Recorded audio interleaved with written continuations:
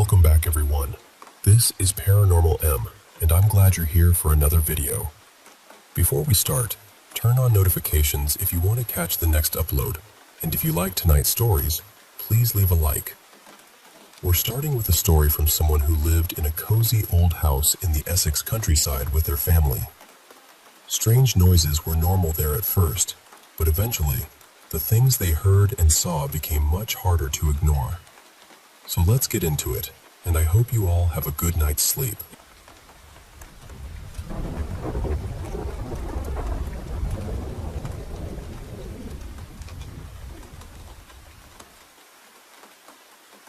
A few years back, my family and I were living in this old cottage out in the Suffolk countryside.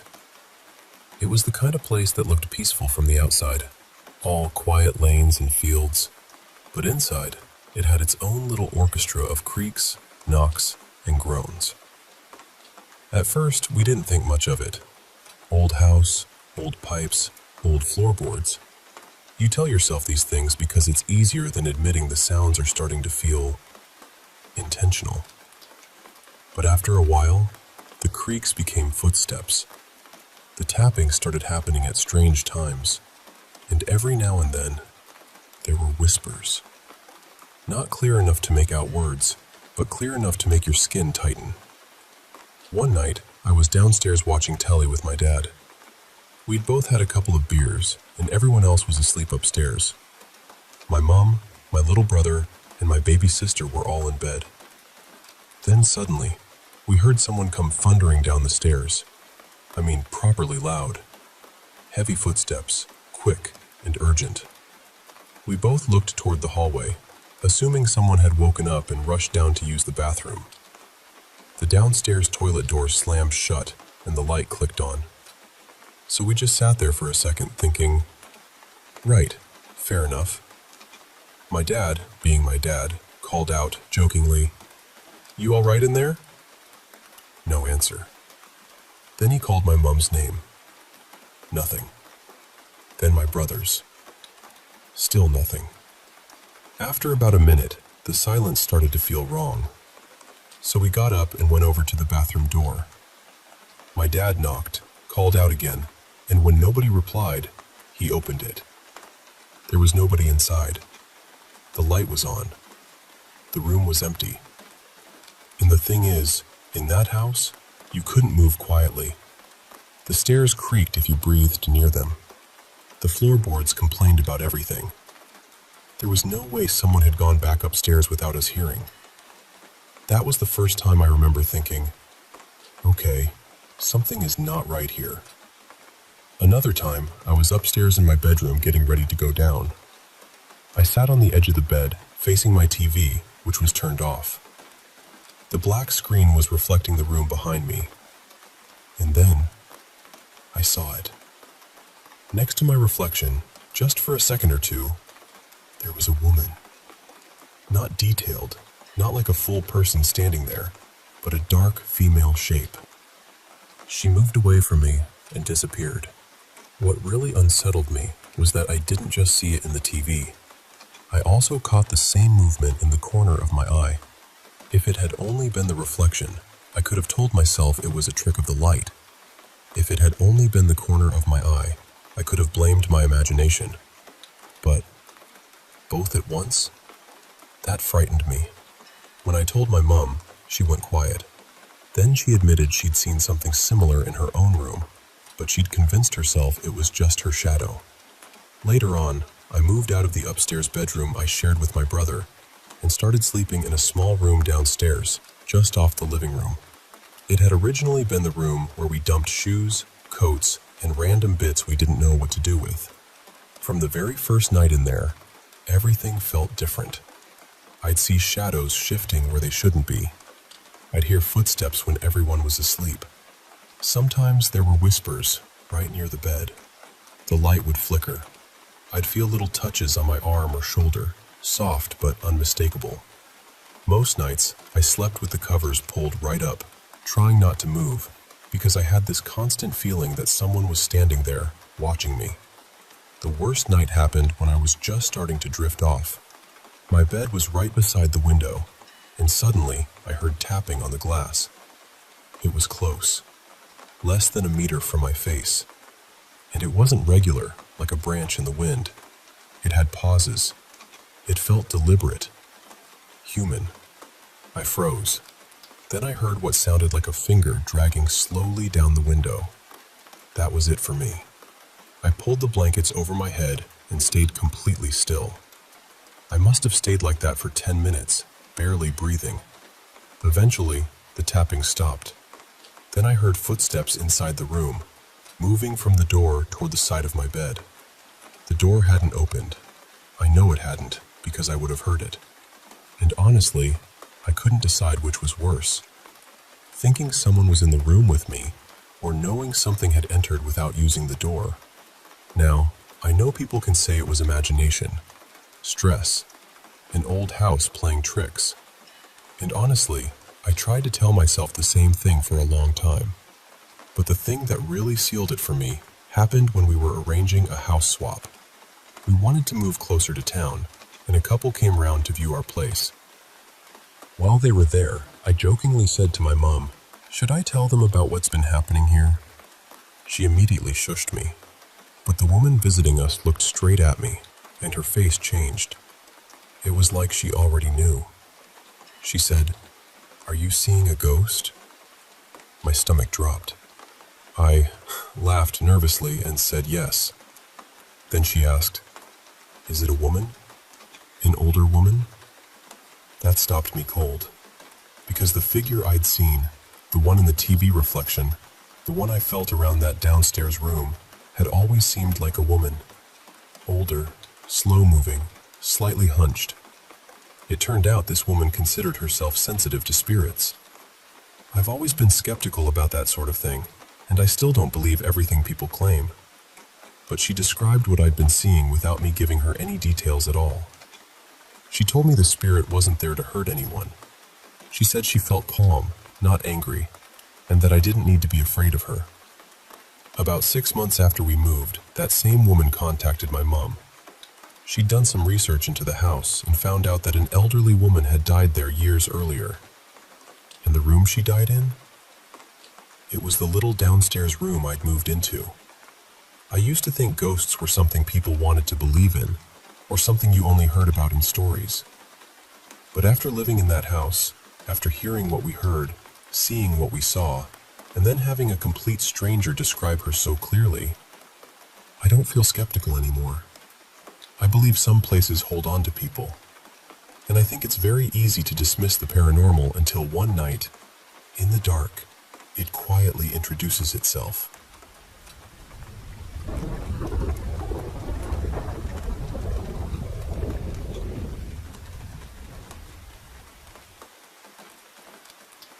I want to tell you about the night I almost didn't come home. It was raining so hard that evening that the whole city looked blurred, like someone had dragged their hand across wet paint. I was standing outside this tall office building downtown, under a narrow awning, watching headlights smear across the streets below. My name is Clara Hallowell, and at that point in my life, I was exhausted in a way sleep couldn't fix. I had just finished a brutal business trip. 5 days, 3 cities, one meeting after another. Conference rooms that were always too cold. People smiling politely while talking about numbers big enough to stop feeling real. Everyone kept congratulating me because the deal had closed, but honestly, I didn't feel proud. I just felt hollow. My phone kept buzzing in my hand. Emails, missed calls, calendar alerts. It felt like my entire life had become a machine that never stopped asking for more. Then, while I was standing there in the rain, I felt this sharp pressure in my chest. It was quick, but it scared me. I leaned against the side of the building and waited for it to pass. And of course, I did what I always did. I explained it away. Stress, too much coffee, not enough sleep. Just another warning light on a dashboard I refused to look at. A rideshare pulled up a minute later. The driver was an older man with silver hair, soft eyes, and jazz playing quietly through the speakers. I climbed into the back seat, and the warmth of the car almost made me cry. He asked, Airport? I nodded and said, please. The ride was peaceful in that strange, late-night way. Rain sliding down the windows, neon signs bending into ribbons, the city moving around us, tired but still awake. At one red light, I closed my eyes for just a second and woke up with a jolt when the car started moving again. That pressure came back in my chest. Not sharp this time, heavy, deep. The driver glanced at me in the mirror and asked, "You okay back there?" I forced a smile and said, "Just tired." And I believed that. I really did. When we reached the airport, everything looked normal. Bright lights, crowds, rolling suitcases, crying kids, business travelers hunched over laptops, coffee smells drifting through the air, announcements echoing from the ceiling. I checked my boarding pass. Gate C-17. Final flight home. I bought water and called my younger sister, Natalia, mostly because I was afraid I'd fall asleep standing up. She answered right away and said, "So, did they finally let you out of the corporate dungeon?" I laughed, but it came out weak. She could hear it immediately. She said, "Clara, you sound awful." And I told her, "I feel awful." She got quiet for a second, then said, "You've been running yourself into the ground for months." I leaned against the wall near my gate and rubbed my chest again because that ache was back. I told her, "I just need sleep." She said, "Promise me you'll take care of yourself when you get home." And I said, "I promise." Then boarding was called. I hung up, grabbed my bag, and got in line.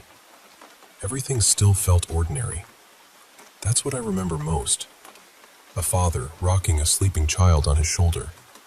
2 students arguing about seats. A woman complaining into her phone about a missed connection. Just normal airport chaos. The flight attendant at the door smiled and said, "Welcome aboard." I stepped into the plane and stopped. The cabin was empty. Completely empty. No passengers, no luggage, no crew. Every seat was vacant under dim overhead lights. At first, my brain tried to make sense of it. Maybe I had boarded too early. Maybe everyone was delayed at the gate. Maybe the crew had stepped away. But then I turned around. The jet bridge door slowly closed by itself. The flight attendant was gone. I called out, "Hello?" No one answered. The lights flickered. Then every window turned black. Not nighttime black. Not storm cloud black. I mean absolute darkness, like the whole world outside the plane had been erased. That was when I really started to panic. I ran back to the door and pulled the handle. Locked. I pounded on it and yelled, "Open the door!" But the sound didn't travel. It felt like the plane swallowed my voice. I looked through the little window in the door. The jet bridge was gone. No airport, no runway, no lights. Only darkness pressing against the plane from every side. My hands were shaking when I grabbed my phone. The screen flickered with static, then died completely. And then I heard it. Clack. It came from the front of the plane, from near the cockpit. Clack. Wet. Sharp. Wrong. I knew I should run, but fear can do strange things to you. Sometimes it freezes you. Sometimes it pulls you closer to the thing you know you shouldn't see. I walked toward the cockpit slowly. The lights flickered harder. Something inside breathed, not like a person, like an animal smelling the air. I was only a few steps away when the cockpit door slammed open, and something came out. I still struggle to describe it. It had the shape of a body, but not a human one. Its limbs were too long and bent in places they shouldn't. Its skin looked black and wet, stretched tight over broken bones. its head tilted sideways with this awful cracking sound. Then two red eyes opened in the dark of its face. It sniffed the air, then its head snapped toward me. I ran. I don't remember deciding to run. My body just took over. I sprinted down the aisle while that thing screamed behind me, a sound so loud the seats shook. I threw myself into the lavatory and locked the door right before something slammed against the wall outside. The whole room shook. I crouched on the floor with both hands over my mouth, trying not to make a sound. Outside, I heard claws dragging along the walls. Scrape. Scrape. Then sniffing. Right outside the door. The handle twitched once. I stopped breathing. It stayed there for what felt like forever. Then the footsteps moved away.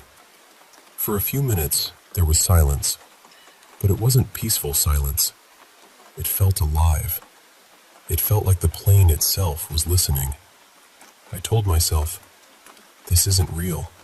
This can't be real. Eventually, I opened the door. The aisle was empty. I stepped out carefully, looking between the rows of seats, trying to think.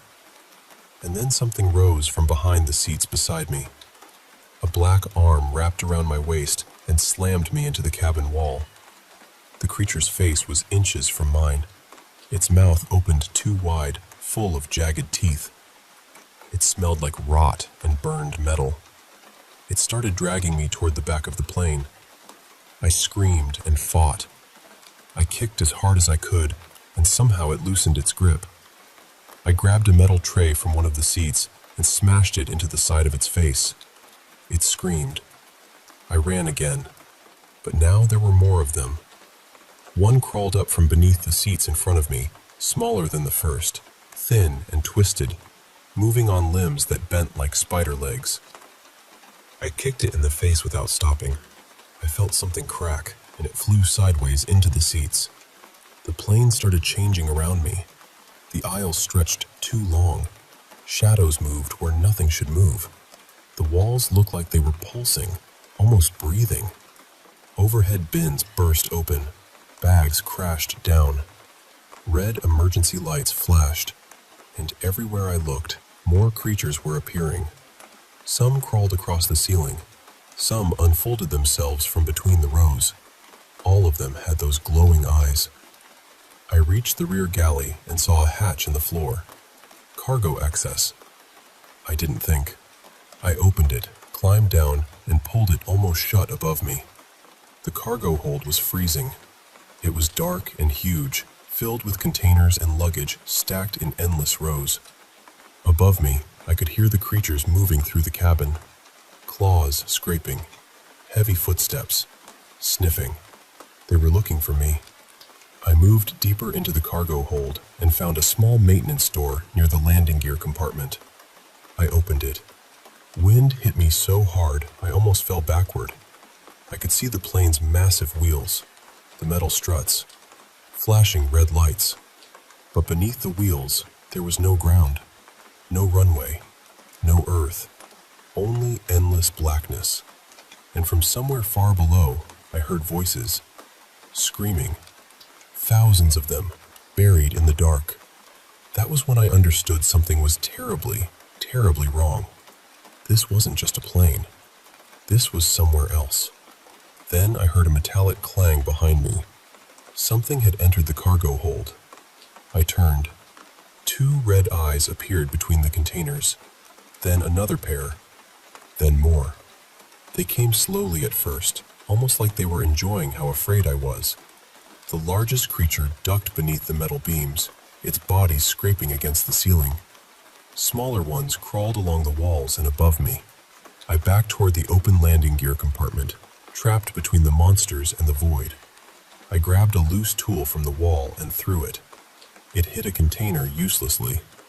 The creatures charged. Something grabbed my ankle. I fell hard against the metal floor, and they dragged me back into the darkness. I clawed at the floor until my nails tore. I screamed. I kicked. I begged. But they kept pulling me. Then everything stopped. They threw me onto my back in the center of the cargo hold, 5 of them surrounded me. The biggest one lowered itself over me, its red eyes staring into mine. Another pinned my wrists. Another grabbed my legs. I said, "Please." And the awful thing was, they seemed curious about my fear. Then the pain started. Claws dragged across my skin. Slowly, carefully, I screamed, but one of them pressed a cold hand over my mouth. I couldn't breathe.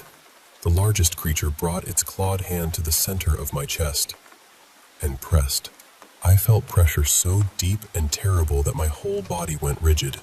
Its claws sank into me. I know how that sounds. I know it sounds impossible. But in that nightmare, I felt it reach inside my chest. Then it found my heart and squeezed. The world started shaking. The cargo hold flickered between darkness and blinding white light. The creatures screamed, but their voices began to fade beneath another sound. Beeping. Steady. Sharp. Beep. Beep. Beep. Then I heard human voices. "Charge it again! She's crashing! Move!" The plane began tearing apart around me. White light cracked through the walls. The creatures burned away into ash, screaming as they disappeared. And then I heard someone shout, "We got her back!" I woke up choking. Air rushed into my lungs like fire. I was on the floor of the airport terminal, staring up at fluorescent lights. Paramedics were over me. People were shouting. Machines were beeping.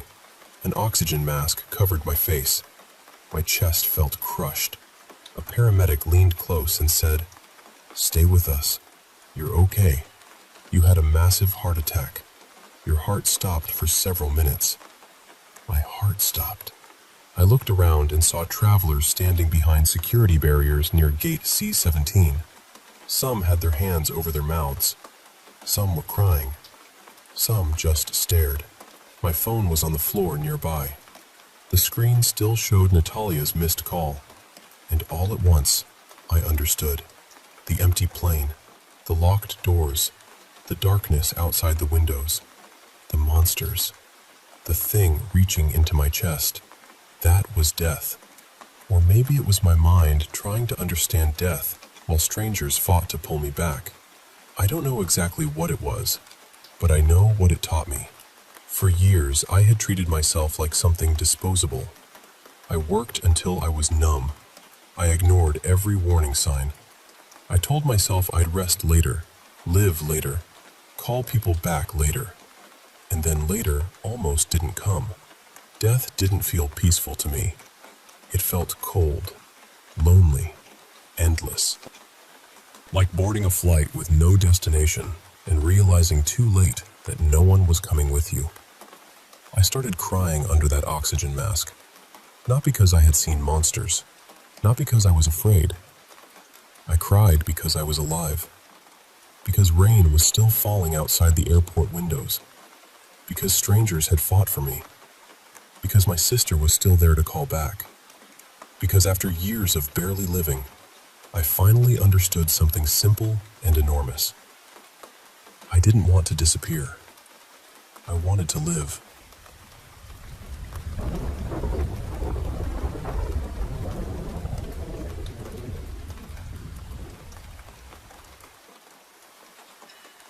I grew up in a little town way up in northern Maine. There were maybe 850 people there, give or take. It was the kind of place where folks didn't need to see who was coming down the road. They could tell by the sound of the engine. But the strangest thing about that town wasn't how small it was. It was what everyone called the quiet hour. Every night, at exactly 1:17 in the morning, the entire town shut itself away for 1 full hour. Doors locked, curtains closed, lights off. No phones, no talking near windows, no peeking outside. When I was a kid, I figured it was just one of those old local traditions nobody questioned anymore. A small town superstition with dust on it. But whenever I asked about it, the adults always gave me the same answer. Some things only know you're there once you pay attention to them. And that was it. Nobody ever explained more. A few weeks ago, my mother passed away, and I came back home to sort through her house before putting it up for sale. I hadn't been back in 13 years. Honestly, I'd almost forgotten the quiet hour was ever a thing. Until my first night there. At 1:14 a.m., my phone buzzed on the kitchen counter. It was a town emergency alert. Quiet hour begins in 3 minutes. Lock every entrance. Do not look outside. I actually laughed when I saw it. I thought maybe the town had turned the old warning into some official little ritual, like a creepy neighborhood curfew. Then, all at once, every light on the street went out. Not one porch light stayed on. The whole town dropped into darkness like someone had thrown a blanket over it. And then I heard footsteps. Slow ones, heavy, wet, right outside my house. I stood there by the kitchen window, completely still, telling myself it had to be someone messing with me. Maybe a couple of kids who knew I was back in town. Then something touched the glass. Not a knock, more like a fingernail. It dragged down the window slowly, from top to bottom. I knew better. I really did. All my life I had heard the same warning. Don't look outside during quiet hour. But I moved the blind just enough to see. There was someone standing in my front yard. A woman, I think. She was wearing a long gray dress, soaked dark around the bottom like she had just walked out of a lake. Her hair covered her whole face, but the part that made my body go cold was how tall she was.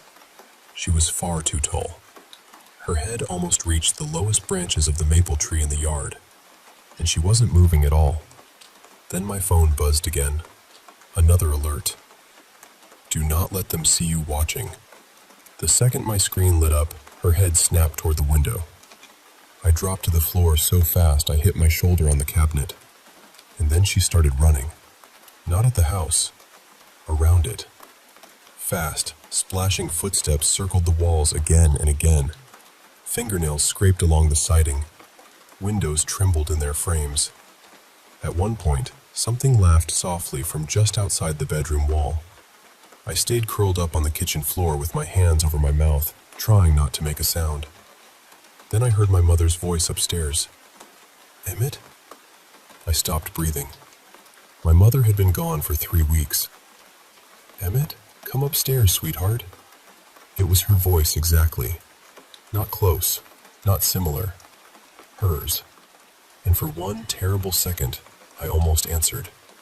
That's the part I still hate thinking about. Some tired, grieving piece of me believed it. Wanted to believe it. Then I remembered something my grandfather once told me when I was little. They only sound human when you miss someone badly enough. Above me, a floorboard creaked. Something was walking down the upstairs hallway. Then it stopped directly over my head. Everything went quiet. And then, right beside the kitchen window, something whispered. He looked at me. Not you looked. He looked. Like it was telling someone else. A moment later, every dog in town began screaming. Not barking, screaming. And somewhere beyond the house, dozens of footsteps started racing through the streets at the same time. I don't remember much after that. I crawled under the kitchen table, covered my ears, and stayed there until the room finally began to turn gray with early morning light. At exactly 2:17 a.m., everything stopped. No footsteps, no voices, no scratching, nothing. The next morning, the town acted like nothing had happened. People waved from their driveways. The diner opened right on time. Someone was sweeping the sidewalk outside the hardware store. It was all so normal it felt insulting. Finally, I asked the cashier at the diner, an older woman named Nora, what the quiet hour really was. She stared at me for a long time. Then she said very softly, "You looked outside, didn't you?" I didn't answer. Her face changed immediately.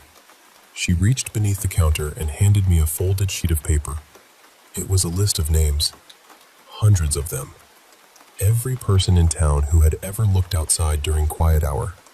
Beside each name was a date, and beside some of the dates, written in red ink, were the words, "Heard family afterward." I found my grandfather's name near the bottom, then my mother's.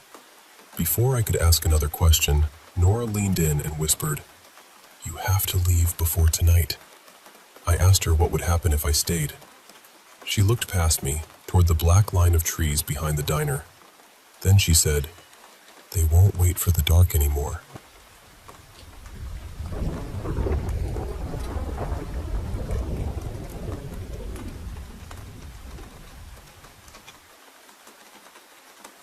I've had more than a few strange things happen to me over the years.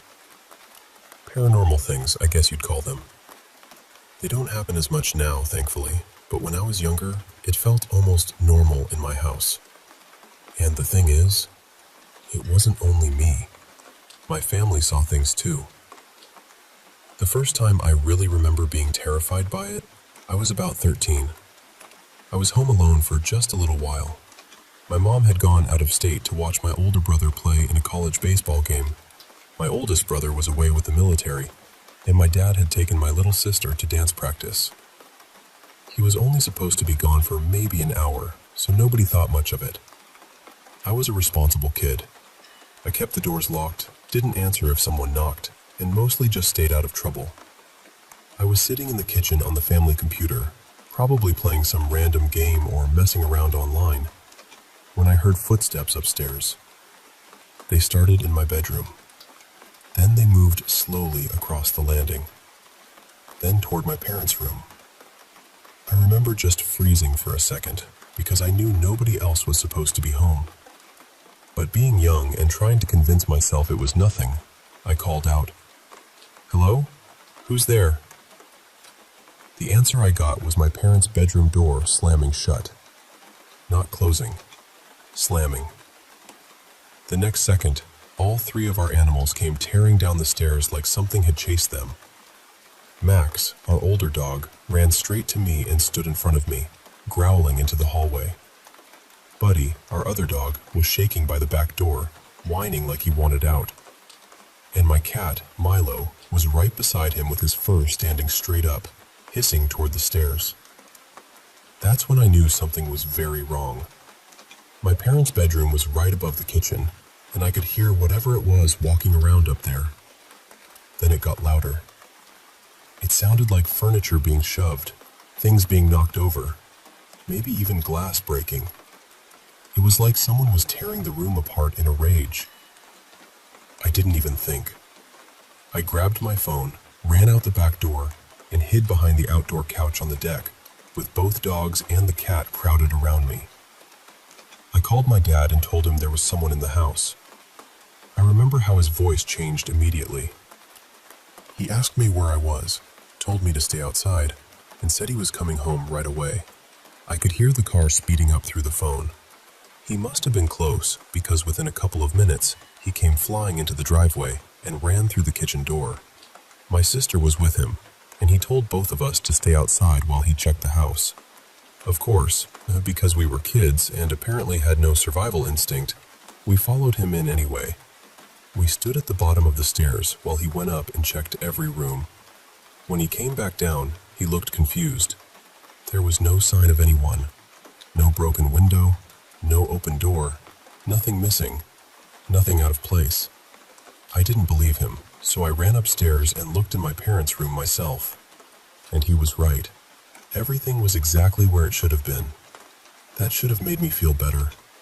It didn't, because when I turned around, there was something standing at the end of the hallway. It was tall, too tall. Its head was bent sideways in this awful, unnatural way, like it had to drag against the ceiling just to fit there. It looked like a shadow, but darker than the hallway around it, and it had these bright yellow eyes. It was wearing a black hat too, like an old-fashioned top hat. Its arms hung down almost to its knees, and then it smiled at me. I couldn't see teeth. I couldn't even really see a face, just that dark shape in those eyes. But I know it smiled. I couldn't move. I couldn't breathe. I just stood there staring at it, completely frozen. Then my sister called my name from downstairs, and I looked away for maybe 1 second. When I looked back, it was gone. That wasn't the last time I saw it either. There were other moments after that. Sometimes I could see it clearly. Sometimes I could only feel it nearby, like the room had gone heavy and wrong. I know how it sounds. I really do. But I swear this happened. And honestly, even now, thinking about it still makes my skin crawl. That thing is the reason I still hate being alone in the dark.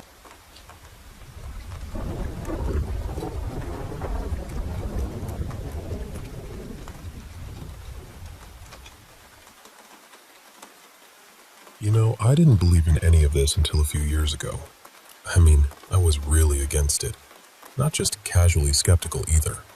I was the kind of person who'd see a paranormal video online and immediately think, yeah, no, that's fake. I'd roll my eyes at the comments, at the dramatic music, at people claiming they heard voices in old buildings. Funny thing is, I also never really put myself in situations where I might experience anything strange. I wasn't going into abandoned hospitals or old hotels or forgotten places at the edge of town.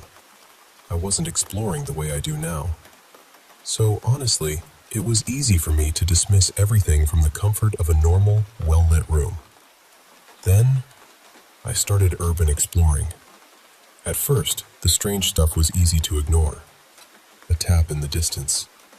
A scrape from somewhere I couldn't see. A soft movement in a place that was supposed to be empty. I'd tell myself it was the wind, or pipes settling, or an animal hiding somewhere in the dark. And maybe, part of me needed it to be those things. But over time, it started happening too often, too clearly. I'd hear something, stop, listen, and feel this little cold thought crawl up the back of my mind. What was that? There was one day that really shifted something for me. I was inside an old drainage tunnel with my friend Callan. The place was damp, echoey, and so still it almost felt sealed away from the rest of the world. We were walking slowly, trying not to slip, when I heard this low whisper. Not quite a voice, not quite a whistle.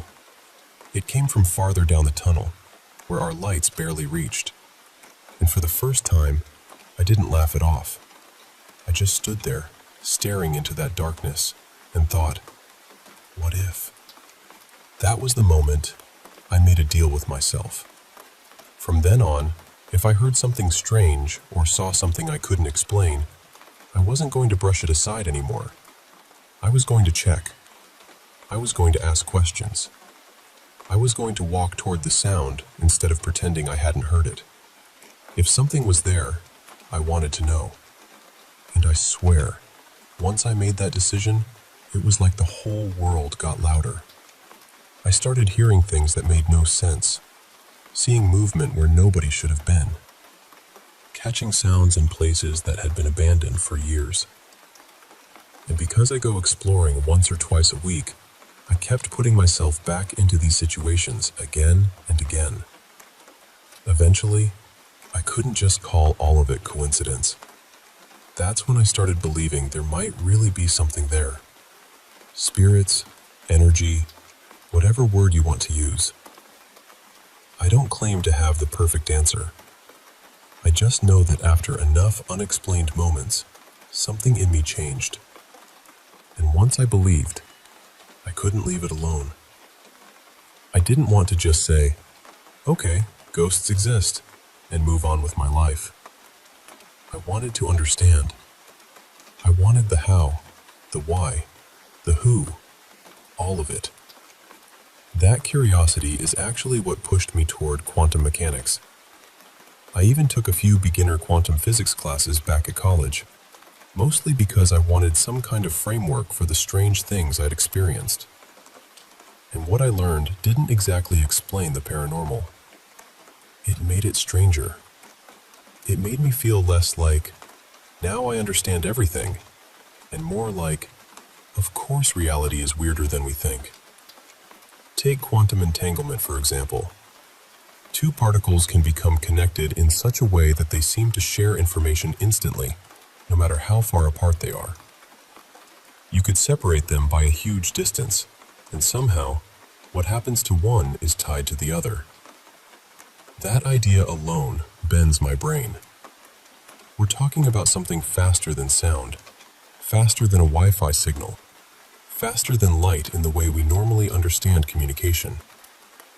Scientists can describe parts of it, sure, but there's still this deep mystery underneath it.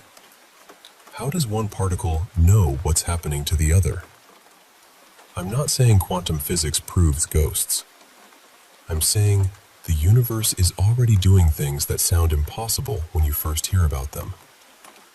So when people tell me spirits or paranormal experiences are too strange to be real, I don't dismiss them the way I used to. Not anymore. Because after being in those tunnels, those empty buildings, those rooms where the air changes for no reason, I've learned something. Reality has corners we haven't lit up yet. And sometimes, when you step into one of those dark corners and listen closely, something listens back.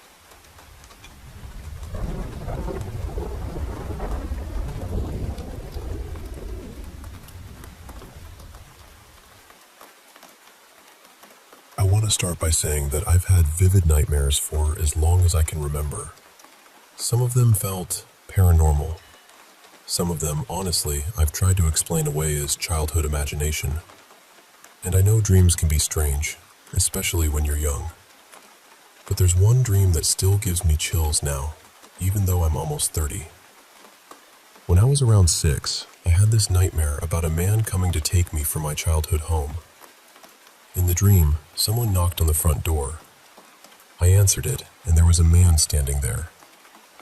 I didn't know him, but something about him felt immediately wrong. He reached for me, and I slammed the door shut.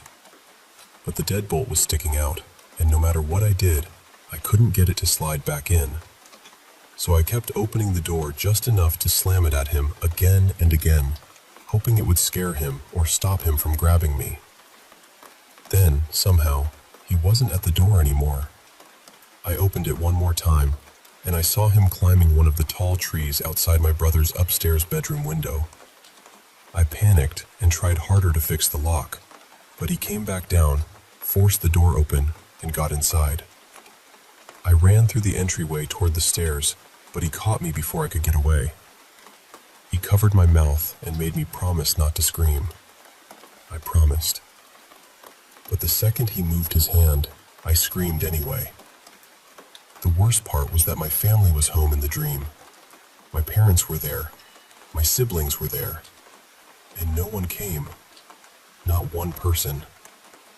I woke up crying because I was so scared this man was going to take me from my house. And this was before my parents had told us they were getting divorced. About a year later, they finally sat us down and told us. A few months after that, our childhood home went into foreclosure.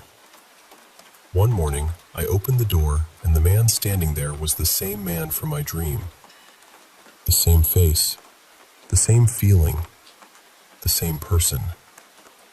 He was there to evict us. I still don't know how to explain that. I had never met him before. I had no reason to know who he was. But I had dreamed about him coming to take me from that house before any of us knew we were going to lose it. There were other moments too. One summer, when I was about 8, I stayed with my aunt and uncle. I usually fell asleep on their couch with the TV on. One night, I woke up and saw the outline of a woman sitting near my aunt's basket of yarn. She was completely dark, like a shadow, but very clear. I could see the shape of her head and the high bun in her hair. I remember sitting there frozen, trying to be logical. I looked around for anything that could be casting that shadow. A lamp, the TV, something outside, anything. But nothing made sense. I sat there for several minutes, too scared to move, staring at her while she just sat there. Eventually, I worked up enough courage to run into my aunt and uncle's room. I told them there was a woman in the living room. My uncle came out to check, and she was gone. Not changed into another shadow, not explained by a chair or a pile of blankets. Gone. That whole corner of the room looked lighter. Of course, I was 8, so everyone told me it was probably in my head. But I know what I saw. The last really intense experience happened when I was around 12, at my dad's house. We were renting a place in a nice neighborhood, and it was a newer house, so it wasn't some old creaky place with a history attached to it. But I never slept well there. Almost every night, I'd wake up sometime around 3 or 3:30 in the morning. I'd feel this heaviness in my room, like the dark itself had weight. If the TV was off, I'd get this awful rush of fear and race to turn on the light. There were plenty of nights when I pretended to fall asleep in the living room, just so I wouldn't have to sleep in my bedroom. Then one night, everything came to a point. We had just gotten home from dinner, and the hallway light was on. I opened my bedroom door, and the light from the hall stretched shadows across my room. I could see my own shadow in front of me. I could see the shadow of the door on the wall. But then I saw another shadow. It looked like a child standing at the end of my bed, playing with the canopy. And the canopy was moving. That was what made me feel almost relieved in the middle of being terrified, because I thought, finally, I can prove this. I'm not imagining it. Something is actually moving. I ran and got my dad. When we came back, the shadow was still there. The canopy was still moving. But my dad insisted he couldn't see what I was talking about. He said the fan was probably moving the canopy. Then he turned on the light, and we both watched the fan start spinning only after the light came on. That same night, I woke up around 3 again, and I had this overwhelming feeling that something was watching me. My brother's room was across the hall, so I tried to call out for him. But the second I tried to yell, it felt like a sudden gust of wind hit me square in the chest. I couldn't breathe. I sat up, terrified, and tried again. It happened again. So I just sat there in bed, wide awake, waiting for the sun to come up. Since then, things have been smaller and more random. I don't feel like one specific thing has followed me everywhere, but strange things still happen once in a while. Sometimes I'll swear I heard someone call my name, even though my name is unusual enough that I don't usually mistake it for other words. Other times, something I haven't touched in hours will suddenly fall from the place I left it. And within the last year, I've started having sleep paralysis. I know a lot of people see shadow figures or monsters during sleep paralysis, but mine feels different. Whatever is there feels like it's hiding, like it's just around a corner, or watching me through a door that's barely cracked open. I've spent most of my life trying to explain these things away, but some memories don't fade. They stay sharp. And this one, all these years later, still feels like it's staring back at me.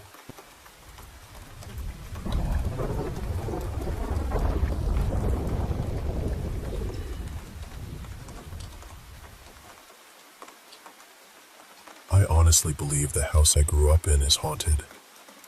And I know how that sounds. I know most people hear that and immediately start looking for a normal explanation. Trust me, I've done the same thing for years. I've tried to talk myself out of it, tried to blame my imagination, old pipes, shadows, stress, anything. But there are some things that just don't fit neatly into a normal explanation. When I was little, weird things were already happening around me. My mom used to find me awake in the middle of the night, sitting in the same place, just staring at the wall and talking like someone was sitting right there in front of me. She would ask me who I was talking to, and apparently I'd just say something like, "They're listening."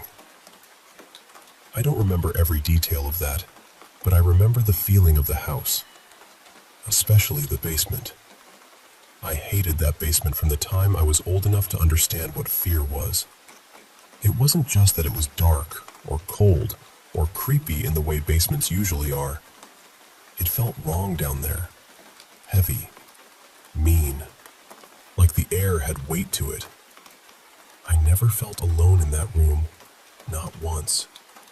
Sometimes things would fall over when nobody was near them. Other times, I'd see something move fast out of the corner of my eye, like a person sprinting past me. But when I turned to look, there was never anything there. As I got older, it didn't stop. It actually got worse. One night, I was half asleep on the couch with my friend Dana beside me. I was just drifting off when I felt someone lift a small section of my hair and gently pull it. Not hard, but enough that I absolutely felt it. I whipped around, fully expecting somebody to be standing behind me. There was no one there. That was the kind of thing that made me feel crazy, because it was so small, but so physical. It wasn't a sound. It wasn't a shadow. I felt it. And then there were the figures. I've seen shadowy shapes in that house for most of my life. For a long time, I told myself they were just tricks of the light. But the thing is, one of them was always the same. Same shape, same height, same awful stillness. The first time I saw it clearly, I was lying in bed at night with my door open. Across the hallway, near the doorway to the spare room, there was this tall, black figure standing there. It was huge, too tall, so thin it looked stretched out, like something pretending to be human but not getting the proportions right. It seemed like it had to hunch just to fit under the ceiling. I remember lying there frozen, trying not to breathe too loudly. The next morning, I told my dad about it. Now, my dad does not believe in ghosts. He doesn't believe in spirits, hauntings, any of it. He's always been the there's a logical answer for everything kind of person. But when I described what I saw, he went quiet. Then he told me he'd seen the same thing before. He tried to brush it off and said it was probably light from outside, or his eyes playing tricks on him, but I could tell he didn't fully believe that either. He just didn't want to admit it. There were other things too. One night, I walked into my bedroom while the lights were off and saw something black crawling across my floor. It moved fast, low to the ground. At first, I thought it was one of our dogs, but then it slipped under my bed. That made no sense. Our dogs are big. There is no way either of them could fit under there. Still, I called their names. Both dogs came running in from the living room. So whatever went under my bed, it wasn't them. But the worst thing that ever happened was when my sister Leah and I were home alone. She kept coming into the kitchen looking nervous, and I finally asked her what was wrong. She told me she could hear footsteps near the stairs. She said it sounded like someone was slowly walking toward them. I didn't believe her at first. I thought she was letting the house scare her.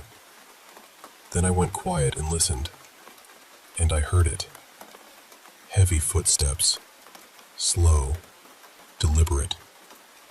Then loud banging, like someone was climbing the stairs one step at a time and hitting the walls as they came up. It sounded so real that my first thought was, someone broke in. I panicked. I grabbed a kitchen knife, and Leah and I locked ourselves in the bathroom. We stood there barely breathing while something moved in the hallway outside. We could hear it pacing back and forth, right outside the door. I remember my hand shaking so badly that the knife kept tapping against the sink. Then, after what felt like forever, we heard the front door slam. We thought whoever it was had left, so we called our grandmother and asked her to come over. But when she got there and knocked on the front door, Leah and I just looked at each other because we had already heard that door slam shut from inside the bathroom. When we finally came out, both doors to the house were still locked. The front door was locked. The back door was locked. No one else had a key. Whatever had been inside that house with us, it didn't leave through a door. The reason I'm talking about this now is because something happened yesterday, and it feels like everything is getting worse again. I was in my room with my friend Marin, and we both started noticing shadows moving outside my bedroom door. Not just once, over and over. It wasn't my family. It wasn't the dogs. There was nobody walking around out there. At one point, we started speaking to it, mostly because we were scared and didn't know what else to do. And the shadows seemed to react. That's the part I hate admitting the most, because a few months ago, I downloaded one of those spirit communication apps. I did it as a joke, honestly. I didn't really believe it would do anything. But some of the responses I got were too specific, too strange. It felt less like an app and more like something was using it. Since then, the house has felt different. Heavier, angrier. Like something that was already there noticed I was finally paying attention. I don't know what's happening in that house. I don't know what it wants. But I know what it feels like. It feels like something is watching me. And lately, it feels like it knows I'm watching back.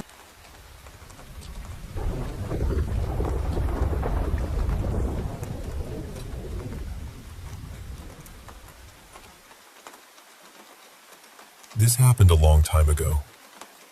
Probably 11 years back. I was around 13, maybe 14. I don't remember my exact age, but I remember the dream.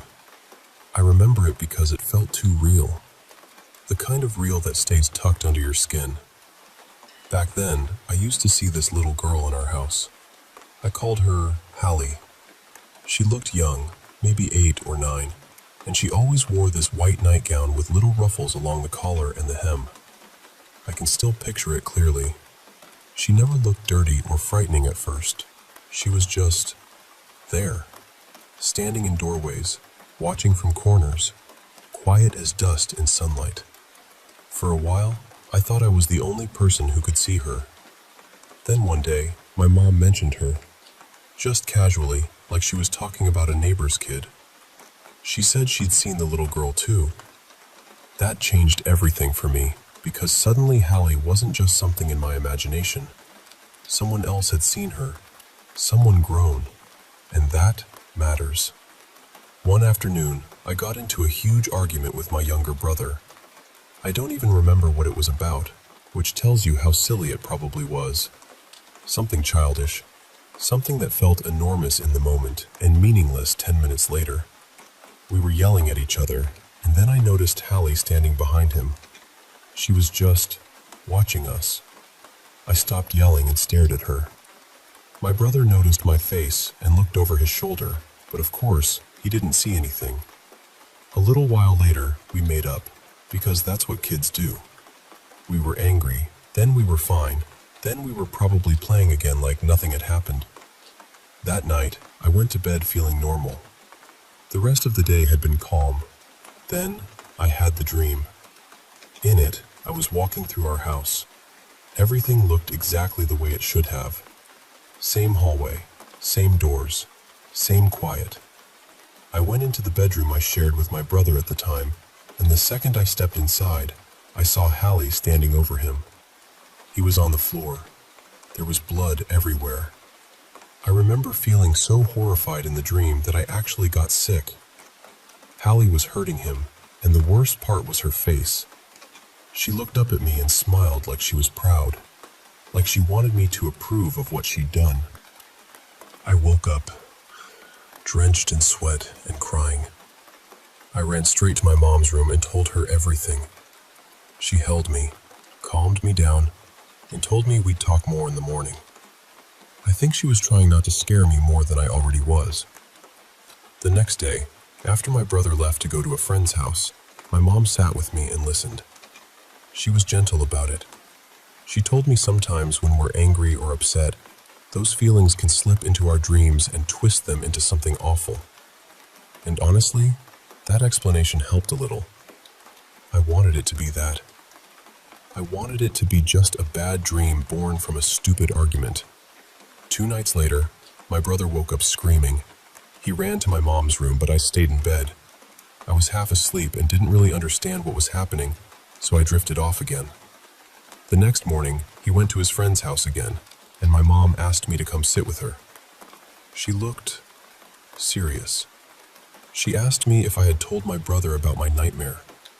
She asked if I'd ever talked to him about Hallie. I told her, no, I hadn't said a word. I was protective of him, even when we fought. I didn't want to scare him. That's when my mom went pale. I mean, all the color just left her face. She told me my brother had dreamed about Hallie too, only in his dream, it was reversed. She was standing over my body, hurting me, while staring at him like she wanted his approval. After that, I still saw Hallie now and then. She didn't speak much, not really. But one day I finally asked her why she was there. She said something about a necklace. A couple of months later, we were clearing some brush and old debris from part of our land, and we found one. It was small and old-looking, with a rose on the front. My mom got curious and started looking into the history of the property. Eventually, she found an old mention of a little girl who had drowned in the creek behind our house. The article didn't name the girl, but it did mention her parents. And her father had a reputation for being cruel to his family. I don't know whether that little girl was Hallie. I don't know what she wanted from us. But I do know this. After finding that necklace, the house never felt the same again.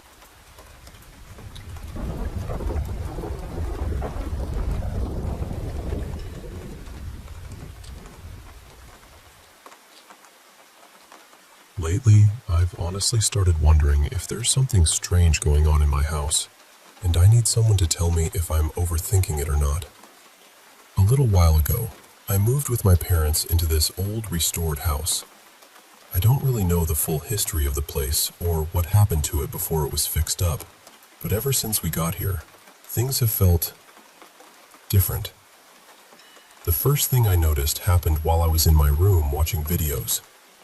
One of my robes was hanging on a hook, and I suddenly saw it moving on its own. It wasn't a tiny movement either. It was swaying. Nobody was in my room. The window wasn't open, and there was no breeze.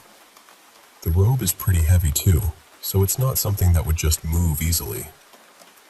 Then I started having sleep paralysis more often. Every time it happens, I get this feeling that something is behind me. The weird part is, it doesn't feel evil or threatening. It almost feels gentle, like someone is just there watching over me. I know that sounds strange, but that's the only way I can explain it. Another thing is that I've been acting different in my room. When someone comes in, I get angry way too fast, even over nothing. Sometimes I snap at my brothers or push them away, and afterward I feel awful because it doesn't even feel like me. It's almost like my body reacts before I can think. And whenever I leave my room for too long, coming back feels heavy. I get this sense that something in there is upset with me. I know that probably sounds ridiculous, but it happens enough that I've started noticing the pattern. Usually, by the end of those days, I end up having sleep paralysis again. The scariest time was when I woke up unable to move and saw a girl standing beside my bed. She had no face, and she was wearing something that looked like a hospital gown. She was just watching me. But then she spoke in the softest voice and asked, "Are you okay? You said you were freezing, then burning up, and that you were hurt." That same day was horrible. I felt sick out of nowhere and had to run to the bathroom to throw up. Then I kept going from hot to cold, cold to hot, over and over. After that, I started having these awful cramps, so bad I could barely move. When I told my mom what happened, she didn't believe me. She just said ghosts aren't real. I've also started seeing things in my room. Sometimes I think I see cats that aren't really there. Once, I saw what looked like a head upside down on the ceiling, watching me through the mirror. I've heard breathing behind me when nobody was there, and sometimes I hear a voice whispering, but it's always too quiet for me to understand. There was also this one night during a storm when the power went out. I joked and said, "All right, ghost, if you're here, turn the power back on." And a few seconds later, the lights came back. It could have been a coincidence, but the timing made my stomach drop. The biggest thing, though, is the corner of my room. Every day, I feel like something is watching me from there. Not in a hateful way, not even in a judging way, just watching. I've checked for a camera because I wanted a normal explanation, but there's nothing there. Sometimes I wake up sweating too, with no idea why. I know this is a lot, but I really don't know what to think anymore. Something about my room feels occupied, like I'm not completely alone in there.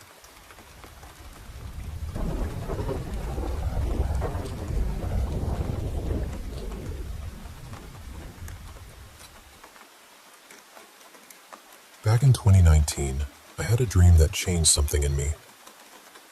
Or maybe, in some ways, it broke something open. To give a little context, I grew up feeling mostly ignored. My parents weren't really emotionally mature, and love in my house always felt conditional. I couldn't just ask questions. I couldn't just ask for comfort. Even the smallest bit of attention felt like something I had to earn. So I learned to watch people closely. I learned to adjust myself around everyone. My parents, relatives, family friends, even strangers sometimes. I was always trying to figure out what would keep me safe, what would keep things calm, what version of me would be acceptable. Because of that, I never really learned emotions in a normal way. I didn't know what different feelings were called, or what they felt like in the body, or how to process them. I just knew how to survive them. And then, in 2019, when I think I was starting to sink into depression, I had this dream. In the dream, I appeared out of nowhere. It was like I fell straight out of the air and someone caught me in his arms. His name was something like Elior, though I can't remember it perfectly now. The moment he held me, I felt something I had never felt before. My whole body relaxed. My mind went quiet. I felt safe. I felt wanted. I felt loved. Not in a loud or dramatic way, but in this deep, peaceful way, like I didn't have to prove anything to be held. And that mattered because I don't trust people easily. I mean, I don't really trust anyone. I also hated being touched. But in that dream, when he hugged me, I didn't want to move. I didn't want to let go. I didn't want the dream to end. I wanted to stay there forever. But of course, I woke up. After that, I kept trying to go back. I tried to continue the dream. I tried to dream about him again, and eventually, I did. But it felt different. It felt like he didn't really want to be there. Like he had only come because I had pulled him back somehow. When I woke up, I felt awful. Disappointed, yes, but mostly guilty. Not because he didn't want to stay, but because it felt like I had forced him. So I stopped trying to call him back. Or at least, I stopped begging for him. Then a few nights later, he came to me on his own. This time, he was crying. I remember sitting beside him on the floor. I didn't push him to explain. I didn't ask too many questions. I just listened. I let him be vulnerable. I let him fall apart without making him feel ashamed for it. I rubbed his back gently, and we sat close enough that our knees were touching. That was all. Just quiet comfort. Then he hugged me, still crying. But this time, he was crying because he was saying goodbye.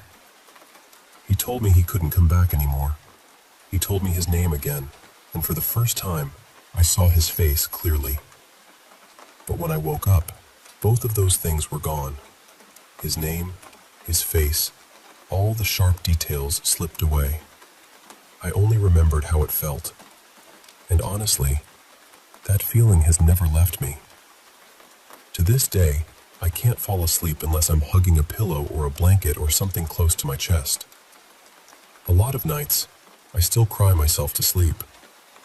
I get this ache in my heart, this longing for someone I met in a dream, someone I can barely even describe. And that is how I learned what love felt like. Not because someone in real life showed me, not because I was ready for it, but because this person appeared in my bleak little world and shone so brightly that I couldn't forget him. And in a way, he ruined me. Because I've tried to find that feeling again. I really have. I've tried to connect with people. I've tried to be open. But nothing has ever felt like that. Nothing has ever felt that pure, that safe, that real. And the worst part is that he left. I know it sounds strange to say that about a dream, but it felt like he left without taking responsibility for what he meant to me. Like I didn't matter to him the way he mattered to me. And that hurt even more, because that is exactly what I've felt my whole life, especially with my family. So now, while I'm trying to heal and understand myself, there is still this part of me that can't move on from him. Sometimes I have similar dreams about a faceless man who makes me feel something close to what I felt with Elior. But I always know it isn't him. They're different. They may be kind, they may feel real, but they aren't him. And that messes with me the most, because those dreams don't feel like dreams. They feel like people, like souls, like someone is actually there, loving me in a way I've been starving for. But I'm still in love with the one who left. I've never really told people the full truth about this, because how do you even say it? How do you tell someone, I dreamed of a man I had never met, and he loved me in a way I didn't know was possible, and now I can't move on because part of me is still waiting for him? People already think I'm strange. Saying that out loud would probably make them think I had finally drifted completely off the map. But it happened, and even if it was only a dream, the love felt real. Real enough to change me. Real enough to haunt me.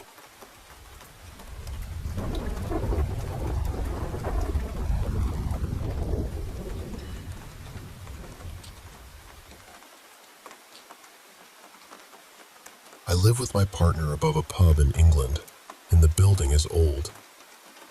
Really old. It dates back to the 1700s, and before it became a pub, it was apparently used as stables. So, from the start, it's always felt like the kind of place that carries things with it. Not just history, but a weight. A presence. Over the years, customers and staff have told us about strange things they've seen or heard. People have mentioned an elderly pair sitting quietly at the bar when no one was supposed to be there. Others have heard what sounded like horse hooves, stools scraping across the floor, or footsteps moving around upstairs. About 11 years ago, we had a medium come in because the activity had become hard to ignore. She went upstairs to the function room, which is right beside our flat, and said there were countless spirits passing through that space. She also said there were a few that didn't feel kind. That room has these tall old beams, about 15 feet up, and there have always been stories about people being hanged there back when the building was still stables. There was also a story about a young girl, maybe 10 or 11, who had died upstairs. I never knew whether to believe that part, but later on, the things we experienced in our flat made me wonder. The medium also went down into the cellar, where we keep the barrels, but she wouldn't stay there. She said there was something very dark in that room, something that made her physically uncomfortable, and she wanted everyone out straight away. Now, I haven't personally seen the older couple at the bar, but my partner has. So have customers. One afternoon, I was outside in the beer garden sorting out some planters. I looked up at the window of the function room and saw a man's face looking down at me. My partner, a staff member, and a couple of friends were there too, and they saw it as well. At first, I thought maybe a customer had wandered upstairs where they shouldn't have been, so I sent my partner and our colleague up there quickly. They ran straight up, but there was nobody there. The only thing out of place was the curtain by that window. It had clearly been moved. We checked the cameras afterward. No one had gone upstairs. No open windows. No breeze. Just the curtain moving. The cellar has always been the worst part of the building. Staff have said they felt something tugging at their hair or clothes while changing barrels. And for around 3 years, our fire alarm and burglar alarm would go off at almost exactly 3 a.m., night after night. Whenever we checked, the sensors were usually triggered either in the function room or, more often, the cellar. A few times my partner went down thinking we were being burgled, only to find the beer lines disconnected. Anyone who has worked with barrels knows those lines don't just come loose on their own. They take effort to remove. We lost so much stock because of it. We had people come out to check the alarms more than once. Every time, they told us the sensors, batteries, and system were all fine. Then there was the activity in our flat. Most nights, also around 3 a.m., we would hear little footsteps running up and down the hallway. Sometimes there would be soft laughter. Sometimes a whisper, gentle, but close enough to make your skin go cold. We have 2 dogs and 2 cats, and they reacted every time. The cats would puff up and stare down the hallway. The dogs would growl low, the kind of growl that makes you stop breathing for a second. That was what made us feel like maybe we weren't imagining it. Things quieted down over the past year, and for a while I honestly thought maybe it had passed. The alarm stopped going off. The footsteps stopped. The flat felt lighter. But last night, my partner was cashing up when he heard 2 loud female coughs. The dogs immediately turned their heads toward the sound. Then we heard thumping in the flat again. And now, I'm pregnant. That's what scares me most. I could cope with feeling unsettled before, but now I don't want anything dark or heavy around my unborn baby. I don't want those sleepless nights coming back. I don't want to feel afraid in my own home again.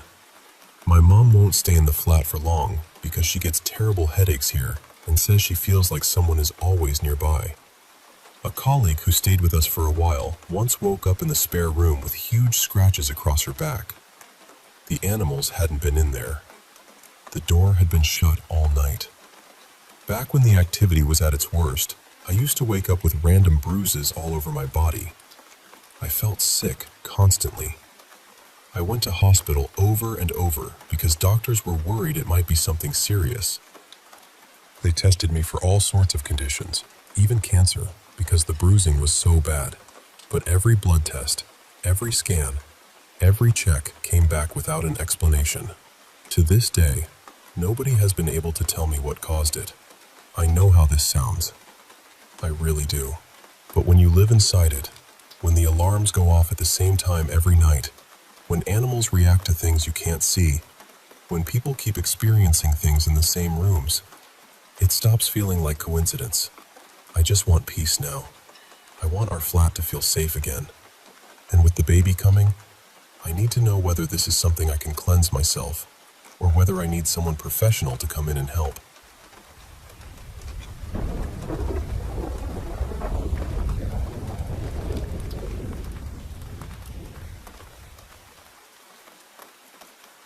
Let me tell you about a spirit people in Thailand still speak of quietly, especially in the countryside, where the banana groves grow thick and wild.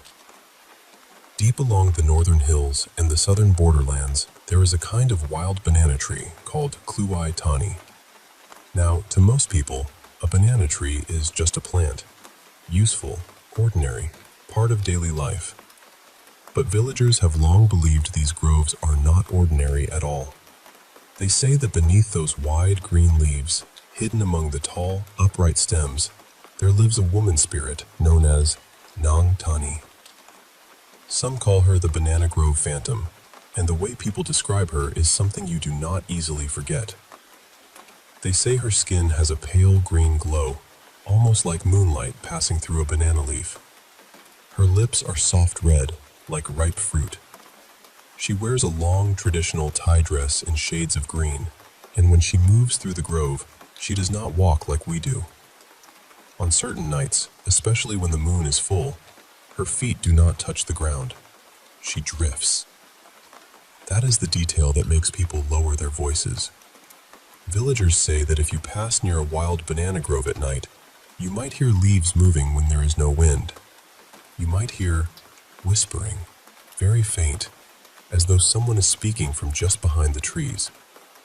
And sometimes, people claim to see a strange green shimmer between the trunks, not bright enough to be fire, not steady enough to be a lantern, but enough to make you feel watched. In Thai belief, banana trees can stand at the edge between the human world and the spirit world. They are useful plants, yes, but they are also treated with caution. A wild Kluai tani tree is not something you plant casually beside your house. Older people say doing that is like opening your door to something you may not know how to send away. So in many villages, these trees are planted far from homes, and if someone has to approach one, they do it respectfully. They may bring incense, flowers, sweets, and strips of colorful silk. They speak softly beneath the tree, not because they are trying to command anything, but because they are asking permission. The sweets matter too. People believe the scent can calm restless spirits. It is not just a gift, it is a gesture, a way of saying, I know you are here. I mean no harm, but not everyone listens. There are stories about people who cut into a wild banana tree without care, especially the main stem. The next day, strange things begin. A child in the house might develop a sudden fever. Furniture might shift in the night. Doors might creak open. Sleep becomes uneasy. And according to the elders, peace only returns after offerings are made to Nong Tani. In some remote communities, people still remember older ceremonies involving banana blossoms and protective prayers for harvests. These rituals are done carefully, step by step.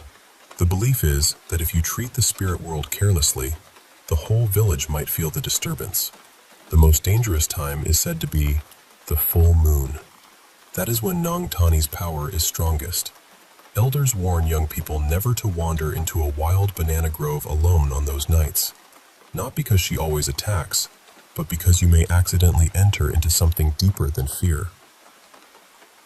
A promise.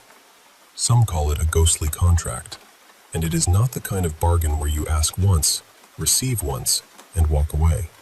People say that if someone asks Nong Tani for luck, money, romance, or protection, they must continue honoring her with incense, sweets, and silk.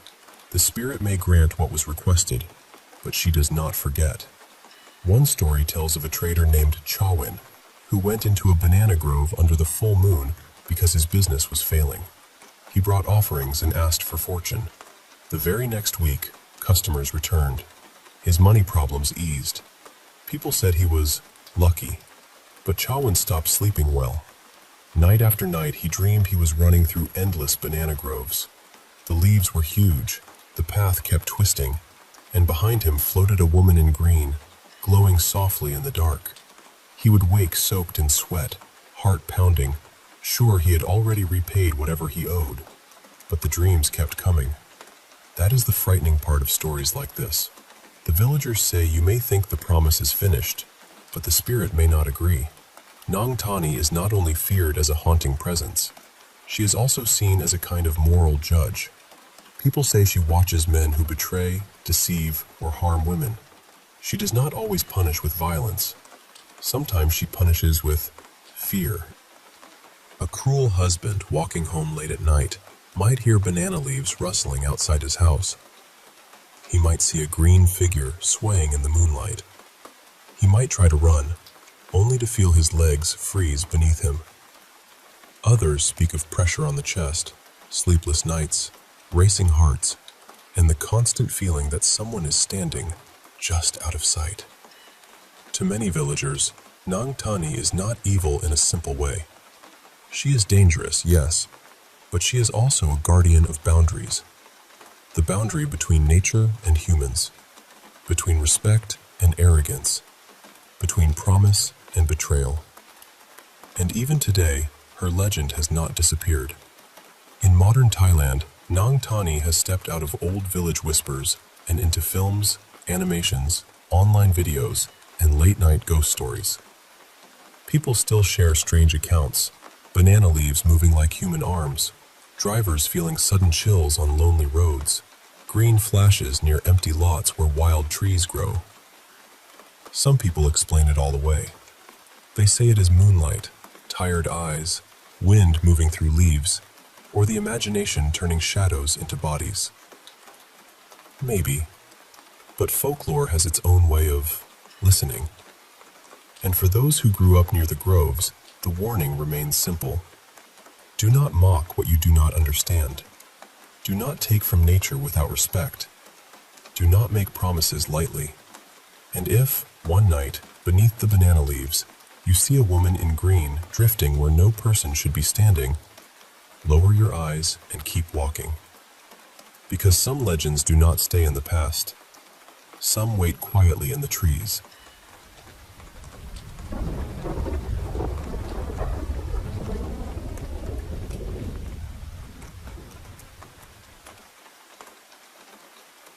I've had strange experiences for as long as I can remember. I mean, my whole life. Some of them have scared me so badly I could hardly breathe. Others were quieter, more like a shadow passing through the corner of my day. But they've always been there. I want to share a couple of stories first, and then I have some questions for people who might understand what this is like. The first one is probably my earliest memory of anything paranormal. I couldn't have been more than a year old, maybe a little older, because I still had a pacifier. When I was little, I stayed with my Aunt Marla a lot. My mom worked long hours, so if I wasn't home with her, I was usually at my aunt's house. Whenever I slept over, my aunt would put my crib in the spare room, right across from her bedroom. I remember waking up one night and sitting up in the crib. I was looking around for my pacifier, and once I found it, I put it back in my mouth. Then I looked toward the door. My aunt always left it cracked open a little. And there, slowly leaning into the doorway, was this dark figure. It wasn't standing fully in the room. It was just peeking in, like it was watching me. I remember being so terrified that I couldn't even cry at first. My whole body just froze. Eventually, I must have made some kind of noise, because suddenly the figure was gone, and my aunt was in the room trying to calm me down. The next morning, she noticed I had bitten almost all the way through my pacifier. A few years ago, I asked her if she remembered that night. I wanted to know if maybe someone else had been in the house, or if there was any normal explanation for what I saw. She said she didn't remember anyone else being there, but she definitely remembered that something had scared me badly. She said, "It was probably just a nightmare." But honestly, I don't think it was. Since then, things like that have happened to me over and over again. Sometimes I'll see someone for just a second, so quickly that I almost convince myself I imagined it. Other times, I'll walk into a certain room or hallway and feel this heavy, awful pressure, like something there knows I noticed it. But the most frightened I've ever been happened pretty recently. It was early evening, just after sunset, and my family and I were at the hospital visiting a family friend who had just had a baby. My mom realized she had left the gift bag in the car, and I offered to go get it. That was my first mistake. Hospitals have always made me uneasy, not just in the normal way either. There have been several times when I felt something there that I couldn't explain. I went out to the parking garage, and the second I stepped inside, that familiar feeling hit me. My breathing got tight. My stomach turned. The hair on the back of my neck stood up, and I had this deep, horrible certainty that I was not alone. I hurried to the car, grabbed the gift, and started walking back toward the elevator. The whole time I kept whispering to myself, "It's in your head, it's in your head, it's just in your head." And then, right beside my ear, close enough that it felt like someone was leaning in, I heard a voice whisper, "It's not in your head." I spun around so fast, ready to fight whatever was there. But there was nothing. No person, no footsteps, no movement. Just that sick feeling, suddenly so strong I thought I might actually throw up. I ran back to the elevator. The moment I got around other people again, the feeling eased up. But for weeks afterward, anytime I was alone, I felt it again. That same horrible pressure, that same sense of being watched. And those aren't the only things that have happened. At a school overnight fundraiser, I saw a boy named Nolan standing in the hallway, even though he had died in a car accident the year before. Once, while exploring behind a cabin in the mountains, I smelled my grandmother's perfume, even though she had been gone for years. I've heard voices call my name when nobody was there. And one night, when I was home alone, I saw a tall man in a hat standing near the edge of our backyard. That one nearly broke me.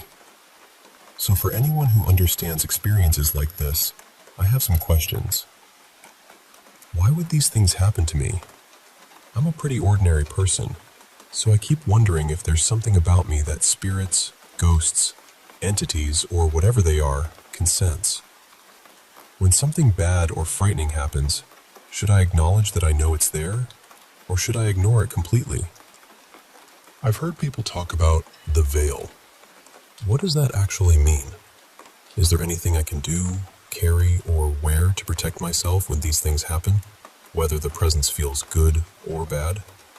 And how do I know the difference between something that can hurt me and something that can't? What should I even be watching for? I really don't want to spend the rest of my life being afraid of this.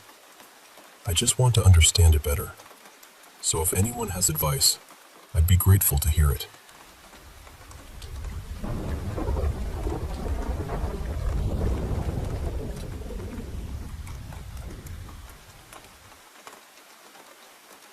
I'm a healthcare worker, and I've always been pretty sensitive to spiritual energy, though I'm not someone who usually walks around with meters or recorders or anything like that.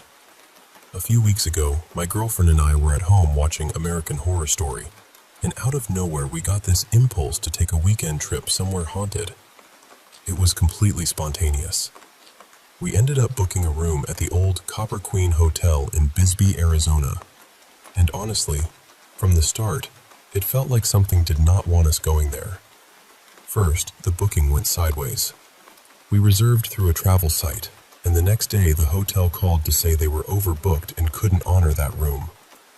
They offered us a different room for more money, and we agreed, but then trying to cancel the original reservation became this exhausting back and forth that almost made us give up on the whole trip. Then, when we finally got on the road and crossed into Bisbee, the car radio suddenly changed stations by itself. It landed on this strange, old-fashioned sounding station, and the first song we heard was about a woman taking her own life by hanging. That was our welcome into town. It felt way too specific. When we got to the hotel, things got even stranger. The front desk told us our reservation had been canceled and that there was no room for us. We explained that we had spoken directly with the manager. Somehow, right before she left for the day, they caught her, and she confirmed everything manually. That's how we finally ended up getting into room 214. That weekend, Bisbee was having this themed festival, so the whole town already had this dreamlike, chaotic energy. People were wandering around in costumes, there were events happening in the streets, and everything felt a little tilted out of normal life. We went out for drinks, stopped at a hotel bar, grabbed food later, talked to a few people, and the night became a little hazy. Nothing too unusual yet, just that weird festival energy hanging over everything. On the walk back, my girlfriend mentioned doing a séance in the room. At the time, I thought it sounded exciting. I wasn't scared. I was curious. But right across from the hotel, everything changed. She suddenly tripped and hit the pavement hard. It happened so fast. I remember trying to move toward her while a police officer nearby was telling me to stop or slow down, and my brain couldn't fully process what I was seeing. When I reached her, she was crying. Her lip was bleeding, her face was bruised, and her front teeth had chipped from the impact. Seeing her like that broke something open in me. I felt guilt, fear, anger, and helplessness all at once. I kept thinking I should have protected her, even though it happened in a split second. We got back to the room. She didn't want medical help right then, She just wanted to leave, but because we had been drinking, we couldn't drive. Eventually, she fell asleep. I couldn't sleep. I was furious. I felt this hot, reckless anger in my chest, and instead of calming down, I went out into the hotel hallway by myself. I started walking the floors, openly yelling at whatever might be there. I was cursing at the spirits, daring them to show themselves, daring them to do something to me instead. The strange part is, the hotel was full that weekend. It was packed. But while I was yelling in the hallways, not one person opened a door. Nobody stepped out. Nobody complained. Nobody even seemed to notice. It felt like my voice was trapped in some kind of bubble. Eventually, I went down to the ground floor. It was dark and quiet, with old furniture sitting around and that heavy stillness old buildings sometimes have at night. That's when I heard it. A faint moaning sound. At first, I tried to explain it away. My mind immediately went to something normal, like maybe it was guests in a nearby room. I wanted it to be that. But then the sound shifted. It didn't stay in one place. It moved. It seemed to change direction and come closer to me. And then this panic hit me so hard it felt physical. It wasn't ordinary fear. It was like my whole body suddenly knew something was right behind me or rushing toward me. Every instinct I had screamed, "Get upstairs, now!" So I ran. I made it back to the second floor and sat in a bright hallway, trying to breathe and make sense of what had just happened. While I was sitting there, a man walked right past me. He didn't look at me, didn't react, didn't seem to register I was there at all. A few minutes later, a woman walked by too and went upstairs, and she also acted like I was invisible. After that, I went back into the room, checked on my girlfriend, and eventually fell asleep. The next morning we woke up and noticed that a small dresser in the room had been moved and opened while we were sleeping. Neither of us had touched it, but the part that really got me came when we were leaving. I looked around the ground floor again, the same place where I had heard that moaning sound the night before, and I realized something that made my stomach drop. There were no guest rooms down there. None. It was just the front desk area, old furniture, the lobby, and the saloon space. So that sound I tried to explain away as guests in another room couldn't have been coming from a room nearby. There wasn't one. I still don't know exactly what happened that night. Maybe my emotional state made me more open to whatever was already there. Maybe the accident changed the energy around us. Maybe all those obstacles before we arrived really were warnings, and we were too stubborn to listen. But I know what I felt in that hallway. And whatever came toward me in the dark, I do not believe it was human.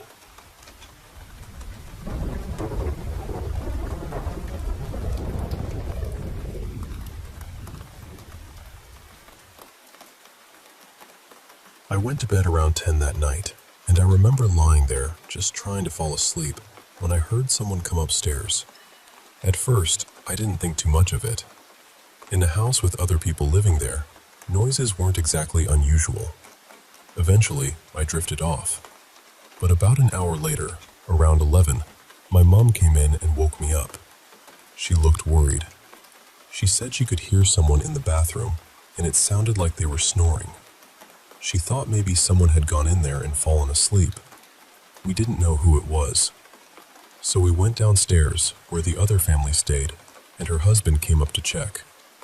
He went into the bathroom, stayed in there for a moment, and then came back out and told us, "She's okay." Then he just went back downstairs. But she wasn't okay. My mom and I sat down for a bit, trying to make sense of it, and then the snoring stopped. I looked toward the bottom of the bathroom door, and I saw this shadow there. I don't know how to explain it, but it was horrifying. Something about it just felt wrong. That's when we woke my dad up. He managed to force his way into the bathroom and get her out. Not long after, the ambulance arrived. I still remember seeing her body lying in the hallway. My bedroom was right across from that bathroom, so I could see everything. The paramedics were doing CPR. They were shocking her, trying to bring her back. My dad later told me they shocked her about 6 times before they finally got a heartbeat. Most of the time, I was outside, trying to calm my mom down. Everyone ended up going to the hospital. Her husband, her 2 children, my dad, my brother, my mom, and me. When we got there, she was hooked up to all these machines. There were tubes everywhere, and I remember seeing blood coming through some of them. It didn't feel real. None of it did. The next day, at around 4 in the afternoon, they took her off life support. After that, the house changed. It felt cold, dark, heavy. I didn't want to walk on the patch of carpet where her body had been. I didn't want to use that bathroom anymore. I didn't even want to sleep in my own room because it was right across from where she died. So I moved my bed into the lounge and started using the toilet outside the house instead. Not long after she passed, I was home from school because I was sick. I was lying in the lounge when I heard the front door slam. Then I heard footsteps coming up the stairs. We had this little wooden gate at the top of the stairs, and I heard it open and shut. I assumed one of the other kids had come home too, so I didn't panic. I just carried on with my day. But later, when school ended, I saw all the kids walking down the driveway together. That's when I realized I had been the only one home. And the strange part is, I heard those footsteps and that door slam at around 10 in the morning. When she was alive, that was around the time she usually woke up. Another time, I was in my bedroom, not feeling well and in pain, when my fairy lights started flickering. They weren't even plugged in. My mom told me gently that maybe it was Marla checking on me. Maybe she was just letting me know she was there. After she died, I dreamed about her a lot. In the dreams, I would talk to her. And honestly, I think part of that came from guilt. I was a difficult teenager. We didn't always get along, and when we all lived together, I sometimes felt jealous because my mom spent so much time with her. Even before we moved in together, whenever we went to their house, I felt that jealousy creeping in. So after she was gone, all of those feelings sat with me in a really painful way. Sometimes we would smell her perfume around the house, just out of nowhere. One time, we were shopping, and I kept smelling her perfume in different stores. I told my mom and she said, "No, she's gone." Then her eyes widened. She told me that the moment she said those words, she suddenly smelled the perfume too. When we moved out of that house about 10 months later, I smelled her perfume again.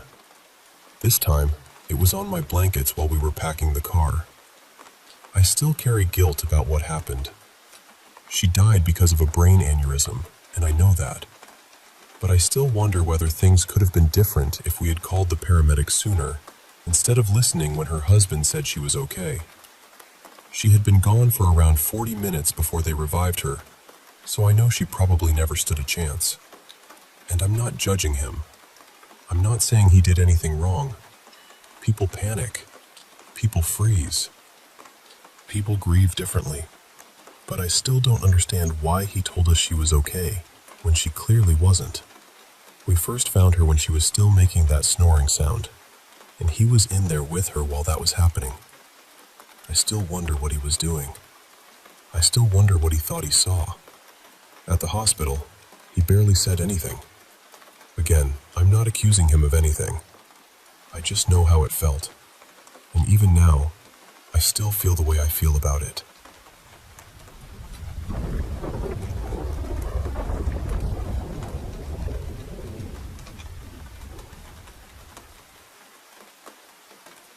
Hi. I want to tell you about a time in my life that still feels hard to explain, even now. I was a teenage girl living in London, and by then, I already felt like life had been cruel to me for as long as I could remember. I had gone through a rough childhood, a lot of loneliness, a lot of bullying, and things at home were never safe or steady. So when we moved from a cramped flat into a bigger rented house, part of me really thought maybe things would finally calm down. For the first few nights, they did. Then everything started to shift. It was late September 2022, the night before my birthday. I remember it so clearly because I suddenly felt this crushing tightness in my chest. I could barely breathe, and since I'd struggled with asthma before, I panicked. I thought something terrible was happening to me. After that night, my fear just spiraled. I became obsessed with my health. I kept checking my body, watching every little sensation, convincing myself something was badly wrong. It felt like I was losing control, not all at once, but piece by piece. And that was the strange part. It wasn't only anxiety. It felt deeper than that, heavier. I started acting in ways that didn't feel like me. I became angry, restless, defiant. I stopped coping at school. I stayed awake at night with this awful feeling that something was pressing down on my mind, almost like I was being pulled by an invisible force. My family saw the change too. Because of our religious beliefs, they talked about spirits, black magic, things like that. My mother even wondered if someone had brought something dark into our lives. I didn't know what to believe. I just knew I felt terrified of myself. Around that time, my mother was expecting my baby brother, and everything in the house already felt tense. Family members were visiting, arguments were happening, and the atmosphere felt thick, like the air itself was full of stress. At night, I started noticing what looked like a figure in the room, just standing there in the darkness. I tried telling my parents, but they brushed it off. One night was worse than all the others. I woke up feeling like something was sitting on my legs. I tried to move, but I couldn't. My whole body hurt. I remember hitting the wall with my fist, and even that felt unreal, like my body was moving ahead of me. My parents rushed in, but instead of comforting me, it turned into more shouting, more fear, more pain. By then, I barely slept. I was constantly online, constantly hiding in screens, constantly trying to escape my own thoughts. My physical health got worse too. I felt weak, sick, out of rhythm with my own body. Looking back, I think I was overwhelmed in every possible way, mentally, emotionally, physically. But at the time, it felt supernatural. That was the only explanation that seemed big enough. Then in spring 2024, we moved again, this time to a bungalow. And strangely, after that, the intense feeling in that old house disappeared. I still struggled. I still had episodes where I acted recklessly, where I didn't understand myself, where I scared myself. But that trapped, haunted feeling wasn't the same anymore. There were still bad periods after that. I had times when I shouted, stole money from my parents, or felt like I was slipping into someone I didn't recognize. The last time I truly felt that old sense of being overtaken was early in 2025. Since then, it's been more like waves. Not gone, but different. Still, when I came home, things settled. So that's what I've been carrying. A period of my life where fear, trauma, family conflict, poor health, sleeplessness, and something I still can't fully name all collided.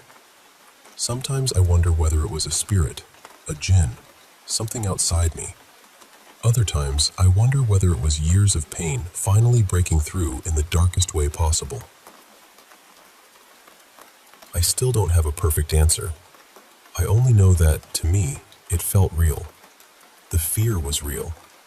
The heaviness was real. The sense of losing myself was real. And maybe that's the hardest part of all. Trying to understand whether I was being haunted by something unseen, or by everything I had already lived through.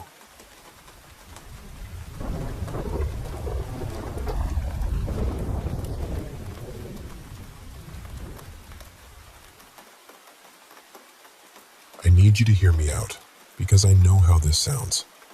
I've lived in this house for nearly a decade, and from the very beginning, it's felt like I was sharing it with someone. Not in a frightening, evil kind of way, nothing like that. Just strange, constant, impossible to ignore things that have become part of life here. Over the years, I've seen full apparitions more than once. Most often, it's been a woman, usually in a long dress, quietly moving through the hallway or passing by a doorway like she belongs here. A few times, I've also seen an older man standing on the stairs, still and watchful, as if he's pausing in the middle of doing something. My partner, Eli, and I have both heard voices too. Not vague noises you can brush off, but whispers right into an ear, like someone is standing inches away. Sometimes it happens in the middle of the afternoon, sometimes late at night. We've heard knocking, banging, our names being called. There's honestly so much more, but after all these years it starts to blur together. Things changed recently when we decided to put the house up for sale. Since then, it's like the activity has ramped up. The voices have become more direct, saying things like, "I'm still here," or "Please stay with me," while I'm just standing in the kitchen or walking through the house in broad daylight. I've been seeing the woman more often too, catching her crossing the landing or peeking around a door before disappearing. And then there's everything else. All at once, things in the house started going wrong in ways that felt almost absurd. A curtain rod in the front room suddenly came crashing down, even though it hadn't been touched in years. Then another one fell in a different room a few days later. We've had plumbing issues, leaks where there shouldn't be leaks, the water heater giving out, little disaster after little disaster. I know houses have problems, I do. But this felt different, like the place itself was resisting the idea of us leaving. Yesterday, I reached a point where I just couldn't ignore it anymore. I stood there and spoke out loud to whoever might be here. I asked what they wanted. I said that if they were attached to us or to the house, they were welcome to come with us in spirit if that gave them peace, but we really did need to move on. A friend of mine, Mara, who's always been sensitive to this kind of thing, was with me, and she said, "If you're listening, show us a sign. Let us know you mean no harm." Then last night, the strangest part happened. I was lying in bed scrolling through Facebook, half distracted, when a post popped up in a local history group. It wasn't even new, it was from years ago, and somehow I had never seen it before. The post showed an old black and white photograph of a couple standing outside my house sometime in the 1960s. And the second I saw them, my stomach dropped, because I knew them. I mean, not personally, obviously, but I knew those faces. They were the same two people I'd been seeing in this house all these years. The woman, the older man. It was them. Maybe that doesn't sound extraordinary to everyone else. Maybe it's just an algorithm, a coincidence, one of those random internet moments. But when you've lived with something for this long, when you ask for reassurance and then suddenly find a photograph of the exact people you've been seeing, it's hard not to feel like you were being answered. I haven't reached out to the person who posted it. I keep thinking about it, but how do you even begin that conversation?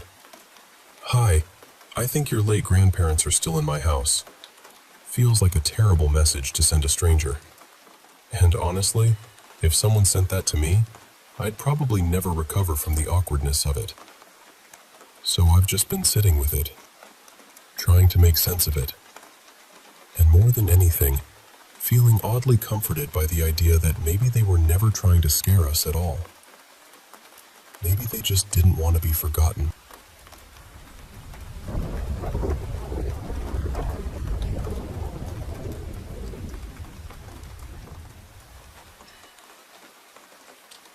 Have you ever walked the quiet hillside paths at the Chinese University of Hong Kong after dark? It feels different up there at night. In the daytime, the campus is calm and open, almost comforting.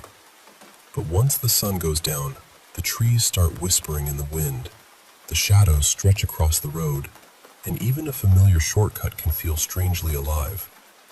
There's one path students still talk about in particular. Some call it Ribbon Path, a narrow trail that winds from the dorms toward the heart of campus. For years, students have passed down stories about a girl who appears there late at night. She's said to wear an old-fashioned uniform, and she always keeps her head lowered. The most unsettling part is her long braid, hanging down her back and swaying gently as she walks. People used to call her the braided girl, but in some retellings now, they call her the ribbon girl. No one can really point to where the story began. It seems to have grown quietly over time, from whispered dorm conversations, nervous late-night walks, and the sort of moments that feel small until you tell them out loud. An unfamiliar sound, a shadow that seems to move when nothing is there, a figure glimpsed just a second too long. Little by little, those moments turned into a legend that settled into campus life. One version says the girl met a tragic end many years ago. According to the story, she was trying to reach the Ma Lu Shui area by clinging to a train during a time when many desperate people crossed into Hong Kong however they could. As the tale goes, something caught in the train door, perhaps her braid, perhaps part of her clothing, and in an instant, everything went horribly wrong. She died before anyone could help her. Whether that really happened or not, the image stayed with people. A young woman, a lonely stretch of land, a braid left behind as the last thing anyone remembered. The story became even more vivid because people kept adding their own encounters to it. One of the most repeated is about a first-year student who stayed late studying and headed back to his residence well past midnight. As he walked along Ribbon Path, he noticed a girl some distance ahead of him. She moved slowly and silently, and in the weak light, all he could really see was the long braid down her back. Trying to steady himself, he called out to her and asked if she could turn around.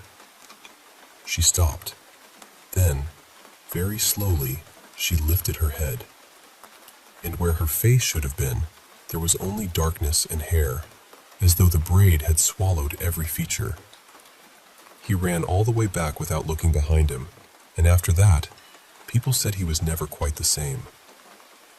Another story came from a student photographer who liked wandering campus alone at night, taking pictures for assignments.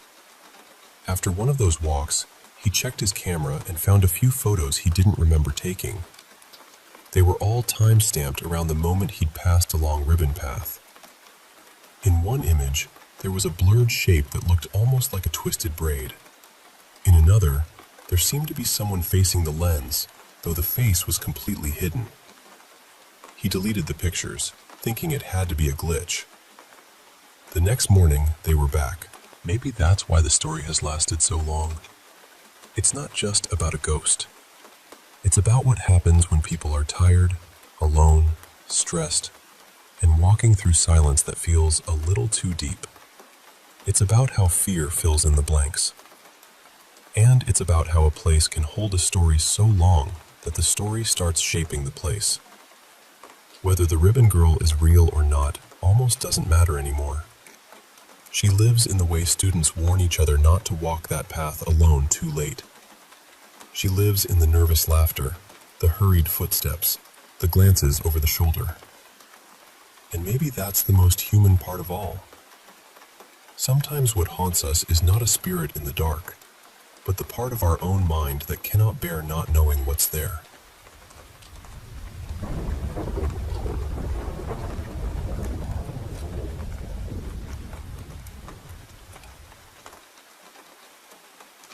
I moved around a lot when I was a kid, but the place that stays with me most is the East Riding of Yorkshire. We were there for close to 8 years, and in all that time, I only had one experience that ever made me seriously wonder whether something paranormal had happened. It took place at Fort Paulson, a coastal fort and museum near the Humber, not far from Hull. I went there with my family when I was about 14. I've always loved history, so I was genuinely excited. I thought it would feel grand and atmospheric in that usual museum way, but instead it felt tired, almost forgotten. Parts of the place were shabby, some of the exhibits looked worn out, and the old mannequins in period uniforms were honestly more unsettling than educational.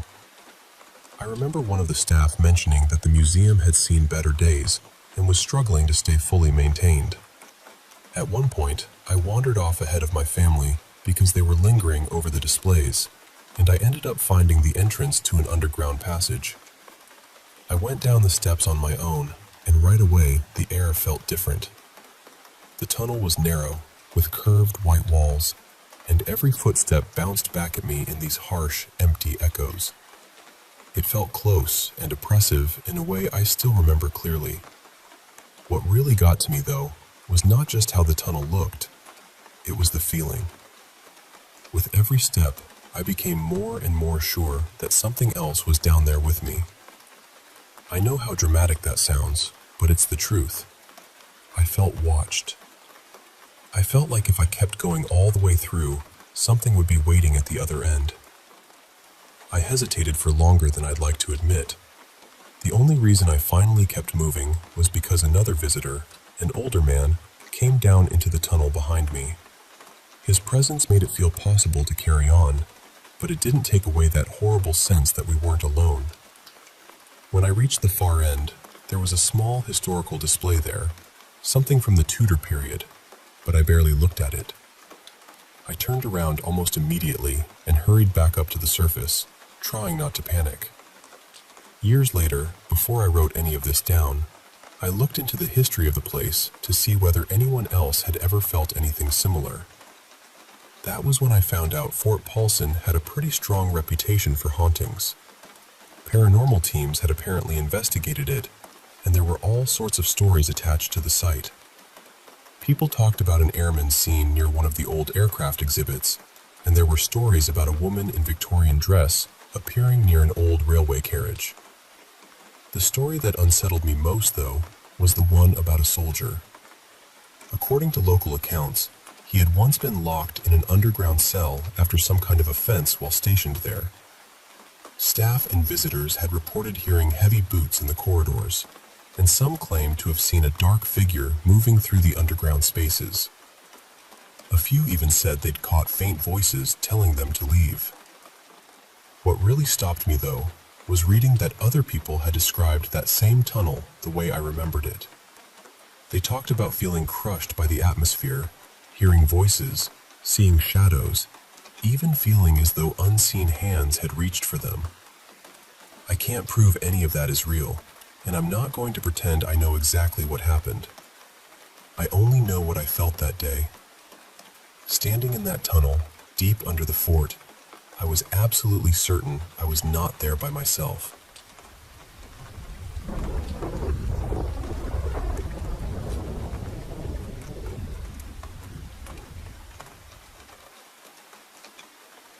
I want to tell you about something that stayed with me for years, and even now, I still can't fully explain it. Back in late winter of 2018, not long after my family moved into a small cottage in the Irish Midlands, the whole area was hit by this massive snowstorm. It wasn't just a bit of bad weather either. The snow came down so heavily that all the little country roads in and out of our village were completely blocked. Everything just stopped. School was called off for nearly 2 weeks, and because we were still new to the area, I spent a lot of that time wandering and getting a feel for the place. Our village sat right beside the Bog of Allen, this huge stretch of raised bogland, wild and open and eerie in its own way, especially under snow. One afternoon, I decided to head out there with my dog and explore. We made our way across the snowy ground and eventually found a narrow trail that led toward a patch of planted forest. The place was quiet in that strange way snow makes everything quiet, like the whole world is holding its breath. My dog stayed close as we followed the path deeper between the trees, and that's when I noticed the hoof prints. They were deer tracks, clear as anything in the snow. From the size of them, I guessed they probably belonged to a young deer, maybe not fully grown yet. But what caught me off guard was not just the tracks themselves. It was where they were. They began right in the middle of the trail, not from the woods to the side, not crossing over from one patch of trees to another. Just there, as if the deer had dropped straight down onto the path from nowhere. I stood there staring at them, trying to make sense of what I was seeing, and then followed them farther along. A short distance later, they stopped. Just stopped. There was nothing beyond them. No broken pattern. No sign that the deer had bounded off. No drag marks. No disturbed snow. No deeper impressions that would suggest a leap into the brush. The prints were neat, even, and almost identical all the way through. Then, suddenly, nothing. I remember standing there with this weird mix of curiosity and unease, telling myself there had to be a simple reason. So I checked the trees beside the trail, thinking maybe the deer had jumped into the woods, and I just wasn't seeing the next set of tracks properly. I even walked into the forest a bit to look around, but I couldn't find a single continuation. I thought maybe drifting snow had covered part of the trail, but there really weren't any obvious drifts where I was. Then I wondered if fresh snowfall had softened or hidden some of the prints. But even that didn't quite fit, because the tracks that were there looked crisp enough. As best as I could tell, they simply started on the path and ended on the path. I still remember how strange that felt. Now it's been years, and I still don't know what I was looking at that day. I'm the kind of person who's open-minded about things I can't explain, but I'm not eager to jump straight to something paranormal either. I honestly think there's probably a logical explanation buried in there somewhere, one I just haven't been able to land on. Still, in my own head, I've always called them the phantom deer tracks. I've heard people talk about odd deer encounters before, and stories where something about them just feels wrong. But this wasn't even seeing a deer. It was just the evidence of one, appearing and disappearing in a way that didn't make any sense. I know that doesn't exactly help my case. Still, I'm not trying to prove anything to anybody. I know what I saw, or at least, what I found. I saw those tracks beginning in the middle of that snowy trail and ending just as abruptly. And to this day, I can't explain it in a way that feels complete. So that's the story. Maybe there's a perfectly ordinary answer I missed. Maybe there's not. But whatever it was, I've never forgotten that walk through the snow, or the feeling of standing there in the silence, staring at prints that seemed to come from nowhere at all.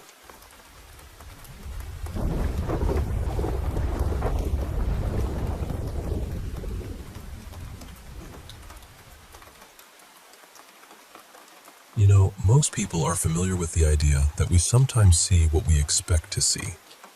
We talk about it all the time. A strange sound in the dark becomes a voice. A shadow in the corner turns into a figure. A sheet over a chair suddenly looks like something alive because the mind hates a gap and rushes to fill it. But I don't think people talk enough about the reverse. Sometimes the mind doesn't invent something that is there. Sometimes it erases it. There's this pattern people have noticed in colder places right at the beginning of spring, when motorcycles start coming back onto the roads after months of winter. A driver makes a turn, and even when witnesses, traffic cameras, and common sense all say the motorcycle was clearly visible, the driver will still insist, with total sincerity, "I never saw them." And what's eerie is, they're not always lying. In some cases, they looked right at the rider. They had every chance to notice. And then, even after the collision, they seemed stunned, like they truly cannot understand what they just hit. That fascinates me, because it suggests the eyes did their job. The problem wasn't vision, it was expectation. The driver's brain had made that same turn again and again all winter long, never once needing to account for a motorcycle. So when one finally appeared on, say, the second or third day of April, the brain rejected it. It took in the image, decided it made no sense in that familiar setting, and almost deleted it from conscious awareness. I think something similar happens in stranger situations too.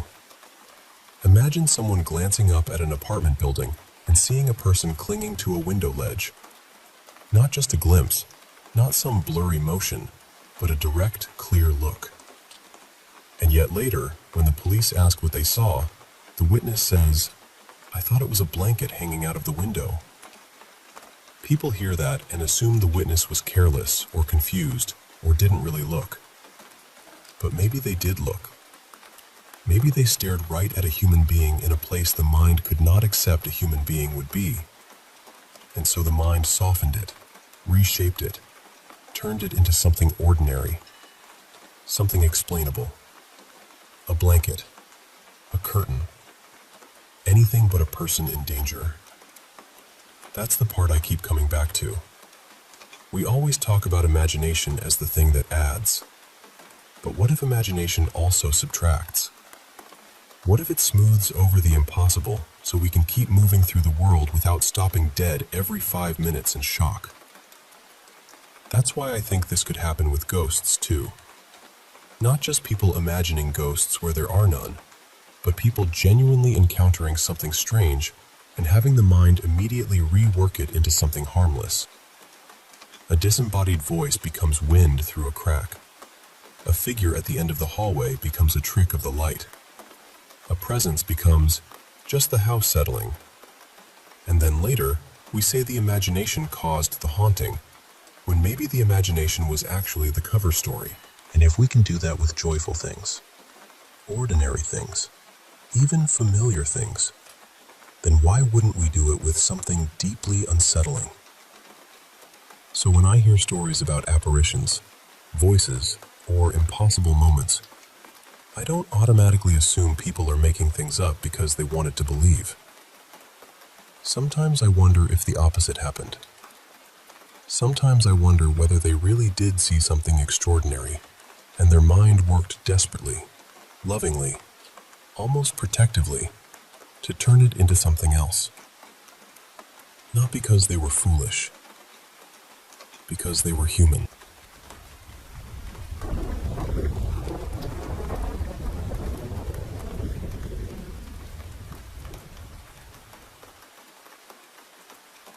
I want to tell you about a few moments from my life that still stay with me, even now. They're the kind of memories that come back late at night, the kind you try to explain away with logic, and somehow never fully can. The first happened a few years ago, when my family and I stayed in this old gatehouse in England called Tixall Gatehouse.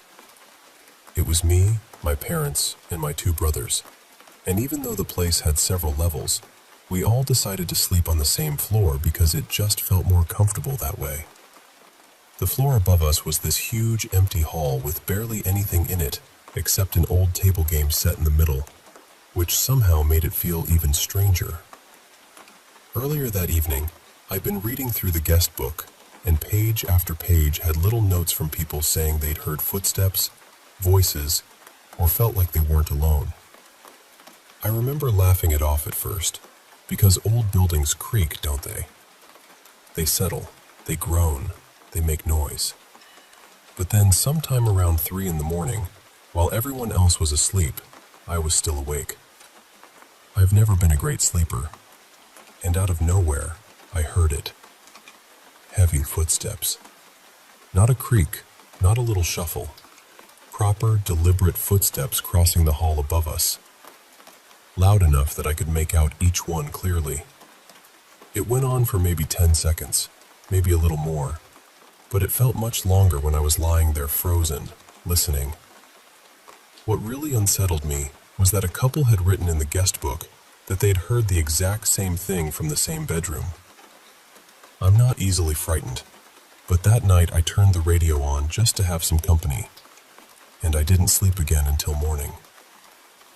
The second one happened on New Year's Eve, or technically New Year's morning, years ago.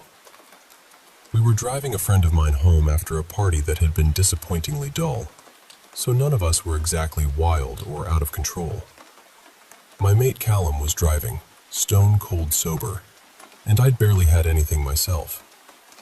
We were on a stretch of the A5, heading through this well-lit road, just chatting nonsense like friends do when it's late, and you're all tired but still buzzing a little. I was sitting in the middle of the back seat, half listening to the conversation in the front, half watching the road ahead. Then suddenly, this man was just there. Not walking into the road, not stumbling out from the side, just there, right in front of the car. Callum swerved hard and all of us jolted with it. But the part that still makes my skin crawl is that the man didn't react at all. He didn't turn his head, didn't flinch, didn't even seem aware that a car had nearly hit him. It was like he was in his own world. We all twisted around to look back, and there was no one there. Nothing. No figure, no movement, no sign anyone had even been on the road. We still talk about that night now, all these years later, because none of us has ever come up with an explanation that feels right. The third story goes back to when I was 16, just after finishing my exams. A friend of mine lived in a village where everyone talked about this one abandoned house out in the fields. Locals swore it was haunted. I'd heard bits and pieces, then looked into it, and found out it had once been kennels, and a woman had died there alone. It was so isolated that nobody found her for quite some time. You can imagine what that sort of story does to a group of bored teenagers. That night, though, everything changed.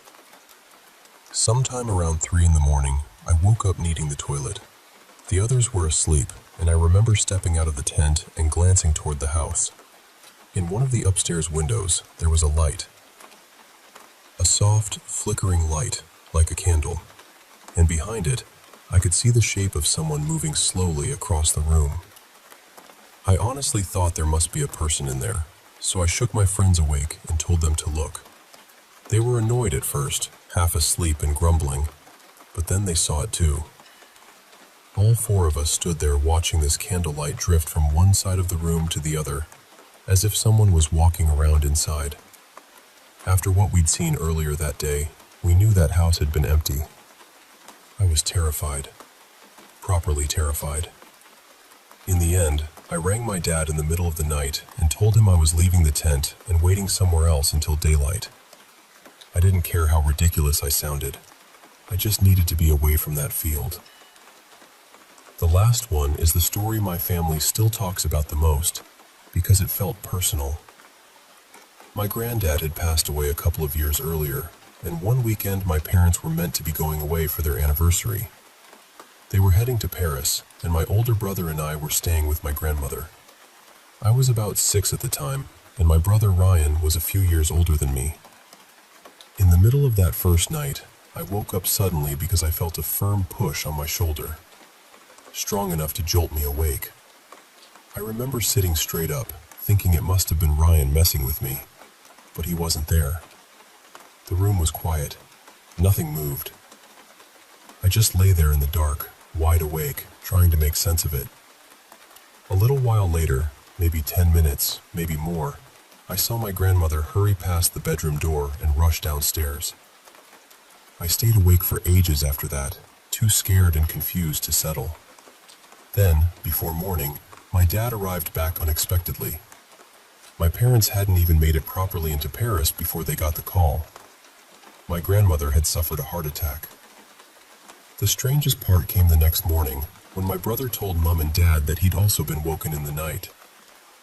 He said someone had pushed his shoulder and whispered in his ear, but when he looked around, there was no one there. Neither of us had said anything to each other before that. We were just children, and we both described almost the same thing. People always say they think it was my granddad, somehow warning us, somehow waking us up. I don't know what I believe, not completely, but I do know that every person in my family remembers that night clearly, and none of us has ever forgotten how it felt. I can still explain away bits and pieces of these stories if I try hard enough. Old houses make noise, roads play tricks on your eyes, teenagers scare themselves, children dream strange things. But even with all that said, there's still a part of me that remembers exactly how real each moment felt. And that's the part I can never quite reason away.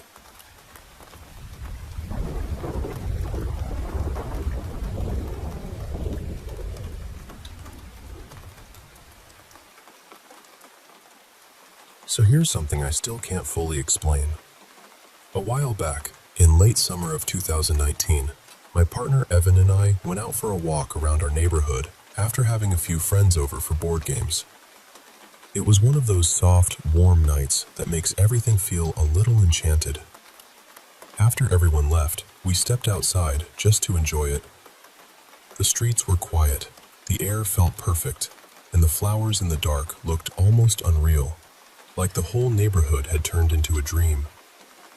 We wandered for a while, just talking and taking our time. It must have been close to midnight when we stopped at the corner near this big old white church in our neighborhood in southeast Portland. What stood out was how bright that block was. The church had this newer building beside it, and both places were lit up so well that the whole corner almost glowed. We stood there for several minutes, just chatting and deciding which way to go next. Then, as we finally turned to leave, I noticed someone across the street. At first, I assumed it was just a person standing near a tree by the sidewalk. They seemed to be wearing a dark hooded sweatshirt and lighter pants, kind of slouched forward, swaying a little. My brain did what brains do, I guess. I tried to explain it away immediately. Maybe someone drunk. Maybe someone trying not to be noticed. Maybe I just somehow missed them before. But the longer I looked, the less any of those explanations made sense. I had been standing there for several minutes already. That whole block was brightly lit. If someone had been there the whole time, I should have seen them. And yet I hadn't. Not until that exact moment. I kept looking for several seconds, long enough to be certain I wasn't imagining it. Then I looked away, because staring at a stranger for that long felt wrong. But this awful fear had already started building inside me, fast and physical, like my whole body knew something before my mind could catch up. A second later, I looked back, and the figure was gone. Not gone in a normal way, like someone stepping behind something or walking off. It was more like what I had seen had dissolved back into the tree and the darkness around it. The pale part seemed to blend into the trunk, and the darker part just stretched into shadow.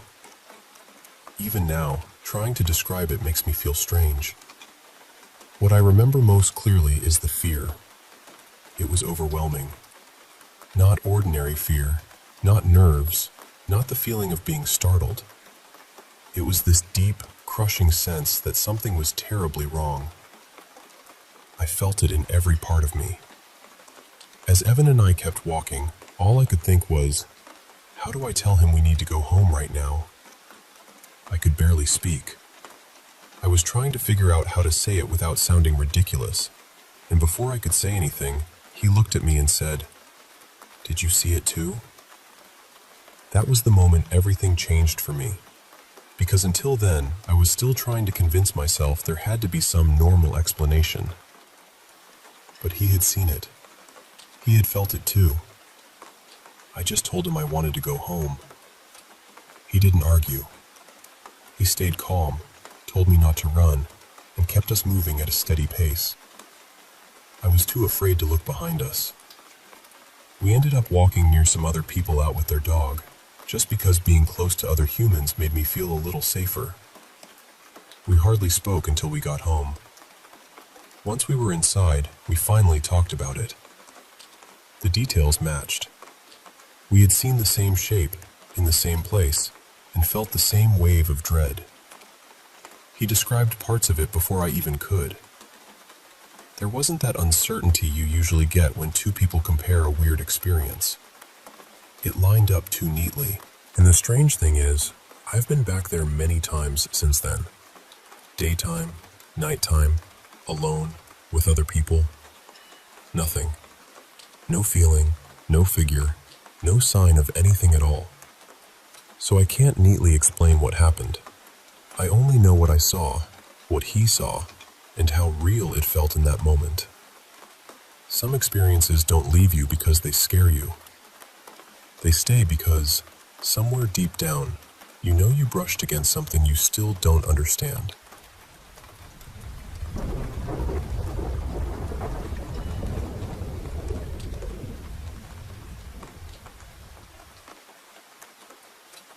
A few weeks ago, I went on a tour of the old Charleston jail in Charleston, South Carolina. and something happened that I still cannot fully explain. I'm a nanny, I'm 24, and I had traveled there with the family I work for.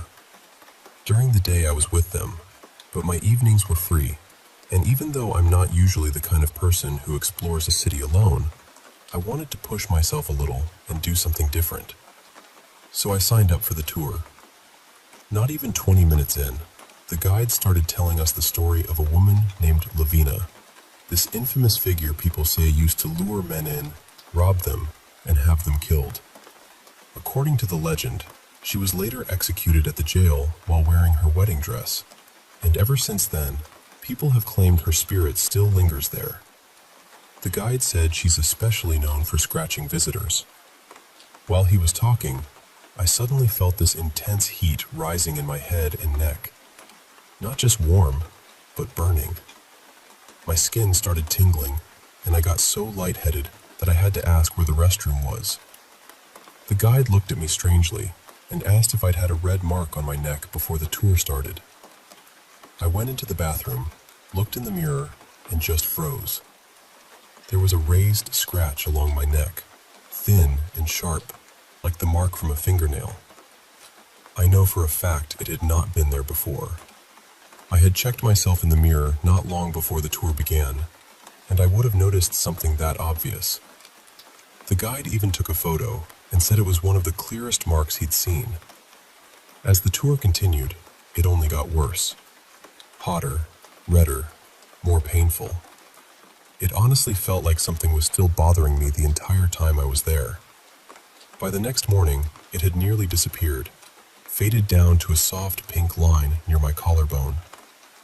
But the scratch is only part of what's been bothering me. About a year ago, I went through a serious medical emergency. It was the closest I have ever come to dying, and it shook me in a way I still don't think I've fully recovered from. Before that happened, I could visit haunted places, hear ghost stories, go on tours like this, and maybe I'd get a few chills or that uneasy feeling people talk about. Nothing more than that. This time was completely different. From the moment I stepped into that jail, I felt overwhelmed by this heavy energy. And after the scratch appeared, it became emotional in a way I wasn't prepared for. It was like being forced back into the memory of that medical crisis again and again, even though the stories on the tour had nothing to do with me personally. I could not stop crying. I mean, really crying. I'm sure I looked unwell, or unstable, or both. But it felt as though something in me had opened, like I had let down some invisible barrier, and suddenly everything on the other side could reach me. The guide told me that sometimes spirits are drawn to people who seem vulnerable, and he suggested that being a young woman out alone might have made me stand out. But honestly, I can't shake the feeling that what happened to me last year may have changed something. I don't know whether that means emotionally, spiritually, psychologically, or something else entirely, but I have not felt the same since. I've tried to explain all of this away. I really have. I thought maybe the mark came from my bag strap, but it was hanging on the other side of my body. I wondered if it could have been some kind of rash or skin reaction, but I've never had anything like that happen so suddenly, and definitely not with timing that strange. I'm still naturally skeptical, and part of me keeps trying to find a logical answer. But then something else happened last week, and that's what pushed me from unsettled into genuinely scared. Since then, I've been trying to make sense of everything. With the anniversary of that near-death experience getting closer, I've started wondering if this is all connected to stress or trauma, if maybe my mind is dredging things up in ways I don't understand. But some of these moments feel so vivid, so physical, that I can't easily dismiss them. There have even been times in my apartment when I thought I sensed something nearby, or caught shadowy movement out of the corner of my eye, and I always told myself it was just my imagination. Now, I'm not so sure what to think. I still don't know whether what I experienced was paranormal, psychological, or some complicated mix of both. I just know it felt real, and if I'm being honest, it scared me more than I want to admit.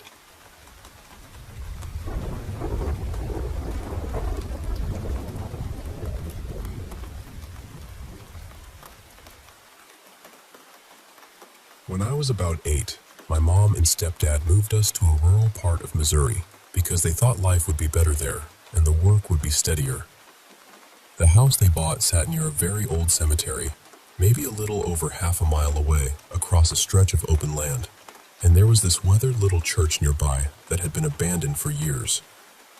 Me and the neighborhood kids used to wander through it all the time, just treating it like some mysterious old place to play.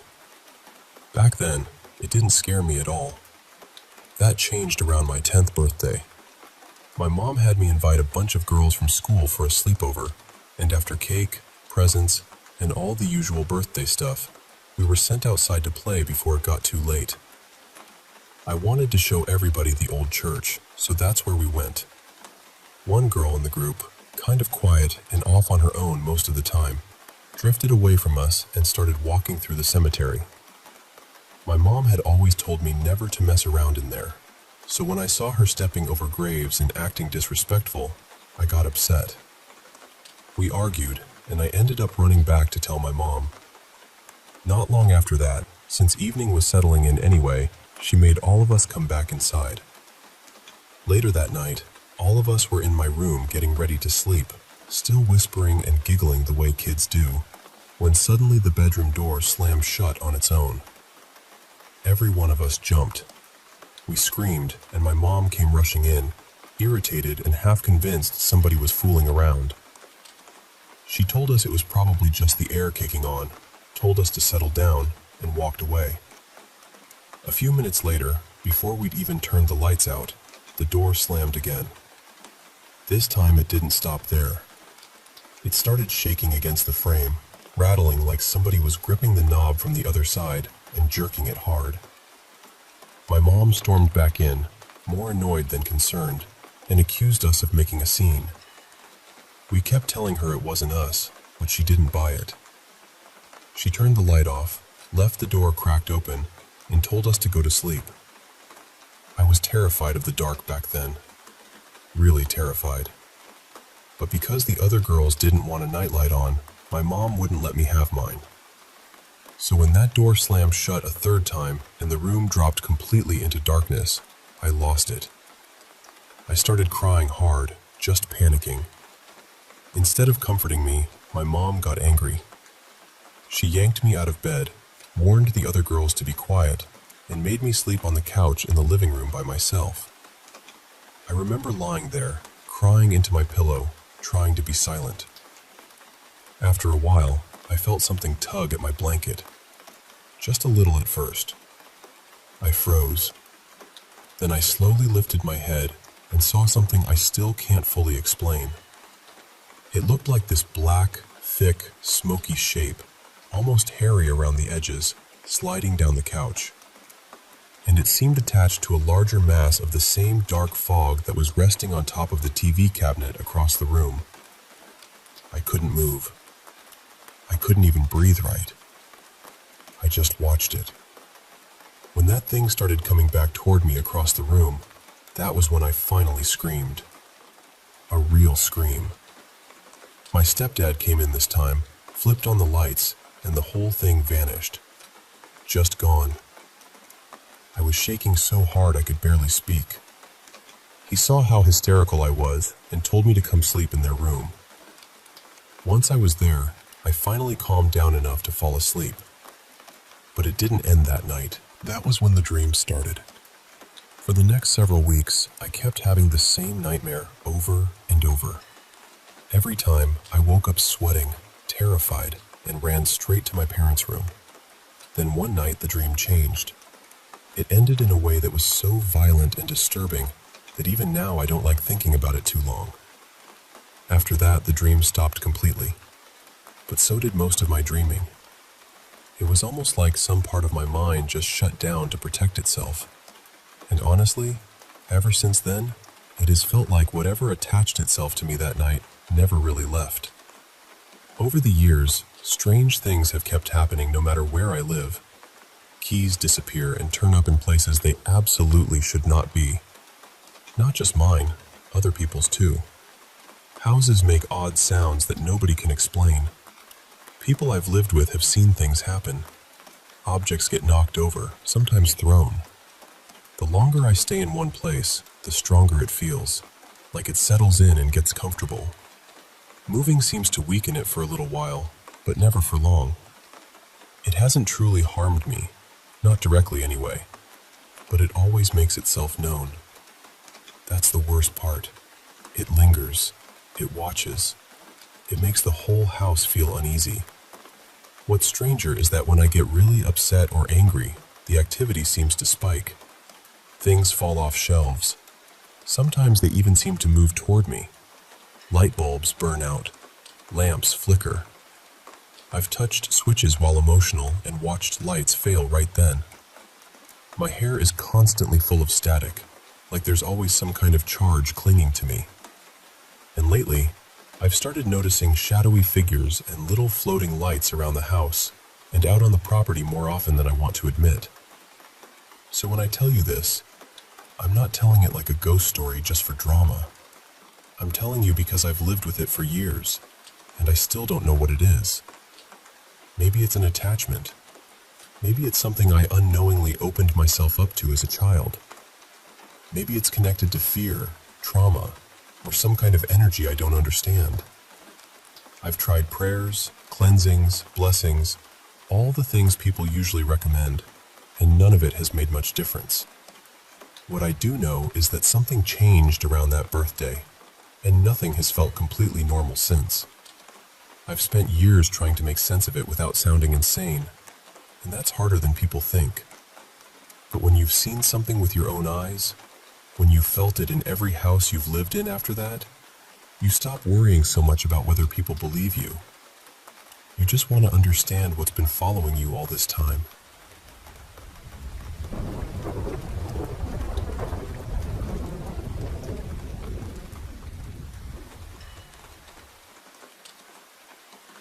You know, this happened in the early 1990s, and on the surface, it was not some huge cinematic ghost story.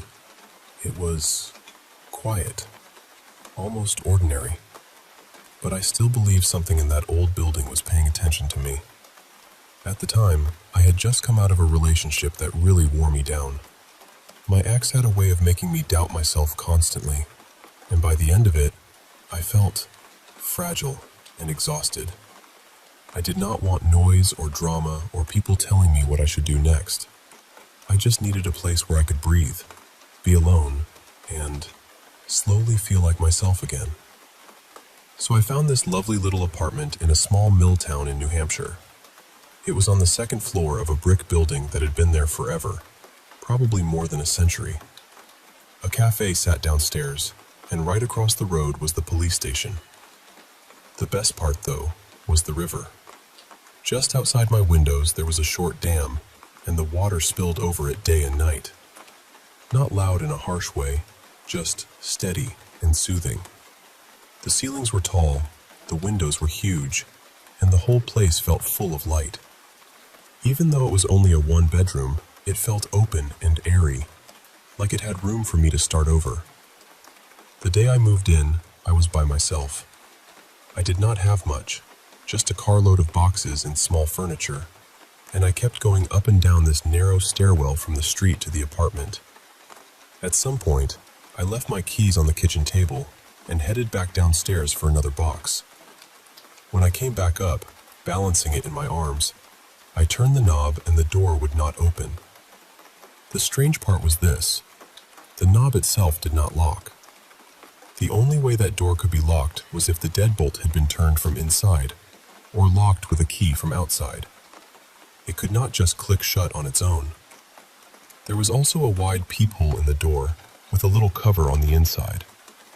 I managed to slide it open with my fingers, and tried reaching in, hoping I could flip the deadbolt back. My arm was nowhere near long enough. And this was before cell phones, because apparently human beings once enjoyed raw inconvenience as a lifestyle. I did not have my landlord's number with me. The cafe was closed. The apartment next door was empty. So the only thing I could think to do was walk across the street and ask the police for help. There were 2 officers inside, and they looked about as busy as you would expect in a tiny town on a quiet day. I explained what had happened and asked if they knew how to contact my landlord. They did not. Then I asked, half embarrassed, whether they could help me get into my own apartment. One of them looked at the other and said, "No, but I know somebody who can." That was not the most reassuring sentence I had ever heard. One of the officers drove me a short way up a hill to a small house. He knocked, and a young man answered. He was in his 20s maybe, and he was a little person, not even 4 feet tall. The officer clearly knew him. After a bit of chatting, he explained my situation and asked whether he could help. The young man said yes, like this was not remotely unusual. So the three of us drove back. We climbed the stairs to my apartment, and the young man opened a closet in the hallway and looked inside. Then he said, "Huh, there used to be a crate in here." The officer asked, "Need a boost?" He nodded. I invited them both inside to thank them. We talked for a few minutes, and that is when I learned the young man, whose name was Marin, had once lived in that very apartment. Then one of them, I think the officer, said very matter-of-factly, "This building's haunted." No smile, no joke, just stated like the weather. He added that the building across the street had stories too. I had already heard rumors about an old tavern nearby, about kitchen staff seeing a man in an old-fashioned hat, about dishes moving for no reason. So hearing that did not even scare me as much as you might think. It was more like, all right then, good to know. I never even asked what they had seen. I still do not know why. Life settled after that. A woman moved into the apartment next door later that year, and we became friendly. One day she told me, completely out of nowhere, "My apartment is haunted. I know it is." I had never told her a word about what happened on my move-in day. Not one word. She could not explain it exactly. She just felt it. Her cat kept staring into empty corners and reacting to things she could not see. Mine did that too. Then again, cats are little weirdos on the best of days, so who knows? Still, those years in that apartment were some of the happiest, healthiest years of my life. I got stronger. I rested. I picked up hobbies again. I made new friends. I even started dating a kind, steady man who treated me like I was not some puzzle to be broken apart and rearranged. And through all of it, that waterfall was there in the background, every day, every night. Much later, I remembered something a psychic had told me years before. She had said I needed to live somewhere I could hear moving water. I had forgotten all about it until then. But the moment it came back to me, I just knew that apartment had been part of my healing. And the funny thing is, nothing else ever really happened. No flying objects, no shadowy figures, no cold hands on my shoulder in the dark. Nothing. Not until the day I moved out. That day looked almost exactly like the day I moved in, only backward. I was carrying boxes down to my car, going in and out, doing the last of it. Then I came back up the stairs, reached for the knob, turned it, and the deadbolt had locked itself again. This time, though, I had my key in my pocket, so I just stood there for a second and laughed. Then I unlocked the door and said, out loud, "Nice try. You almost had me again." And that was it. It was never a violent feeling in that apartment. Never dark. Never threatening. Honestly, it felt more like something in that place wanted me to notice it. Like it was aware of who came and went, and for whatever reason, it had taken a particular interest in me. Maybe it was just mischief. Maybe it was timing. Maybe it was coincidence wrapped in a place that carried a lot of old energy. But I still think about it. I still wonder what a new tenant would say if I knocked on the door and asked whether anything odd had ever happened there. Maybe one day I will.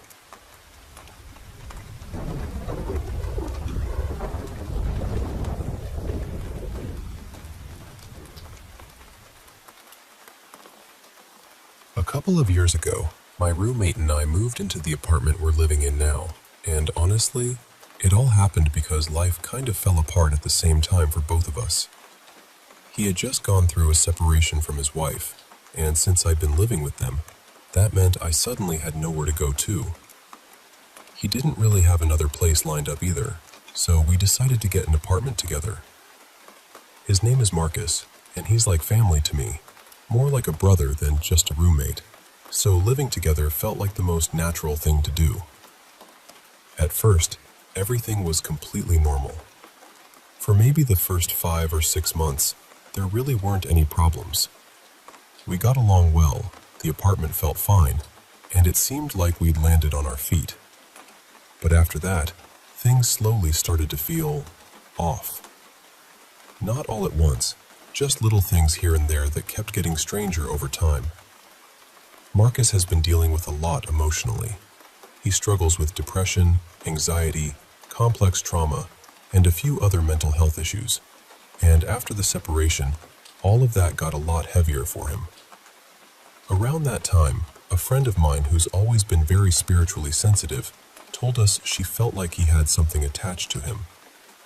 She said it had been there for years, possibly since childhood, tied to trauma he went through when he was young. She also said he seemed unusually vulnerable to attracting things, spirits, energies, whatever you want to call them. What made that harder to ignore was that both of us had already seen these shadowy figures around the apartment before she ever said anything. At first we brushed it off, because what else are you supposed to do with something like that? But eventually things seemed to get more intense. Marcus started having terrifying nightmares.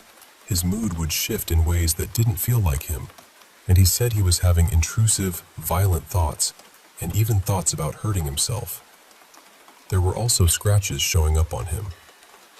At that point, he asked my friend for help, and she did something that she said got rid of it, though she never explained exactly what she did.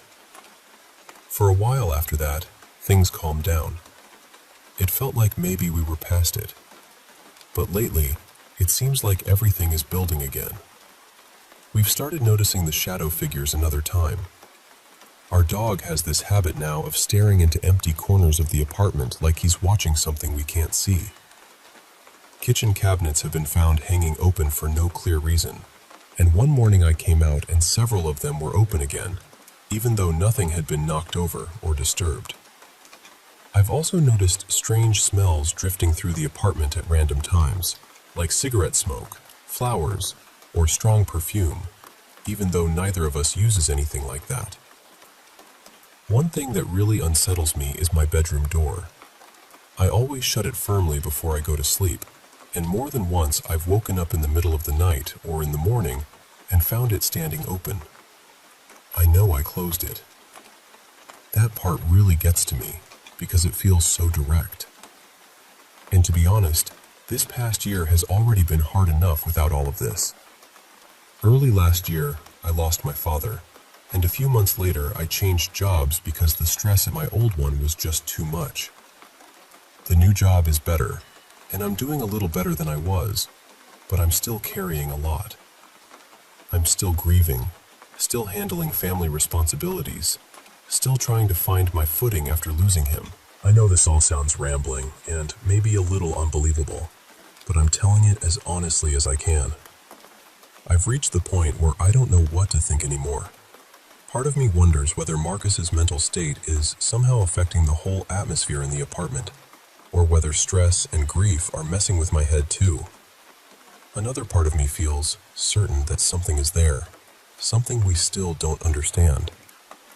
At one point, I even said out loud that whatever it is could stay, as long as it didn't hurt anyone and kept the peace. But if this thing is real, it doesn't seem especially interested in me. It seems drawn to Marcus, like it wants him to know it's there. I guess what I'm really trying to say is this. I don't know whether I'm witnessing something paranormal, something psychological, or some tangled mix of both. I just know that living in that apartment no longer feels the way it used to, and I'm tired of feeling like I'm losing my grip on what's real.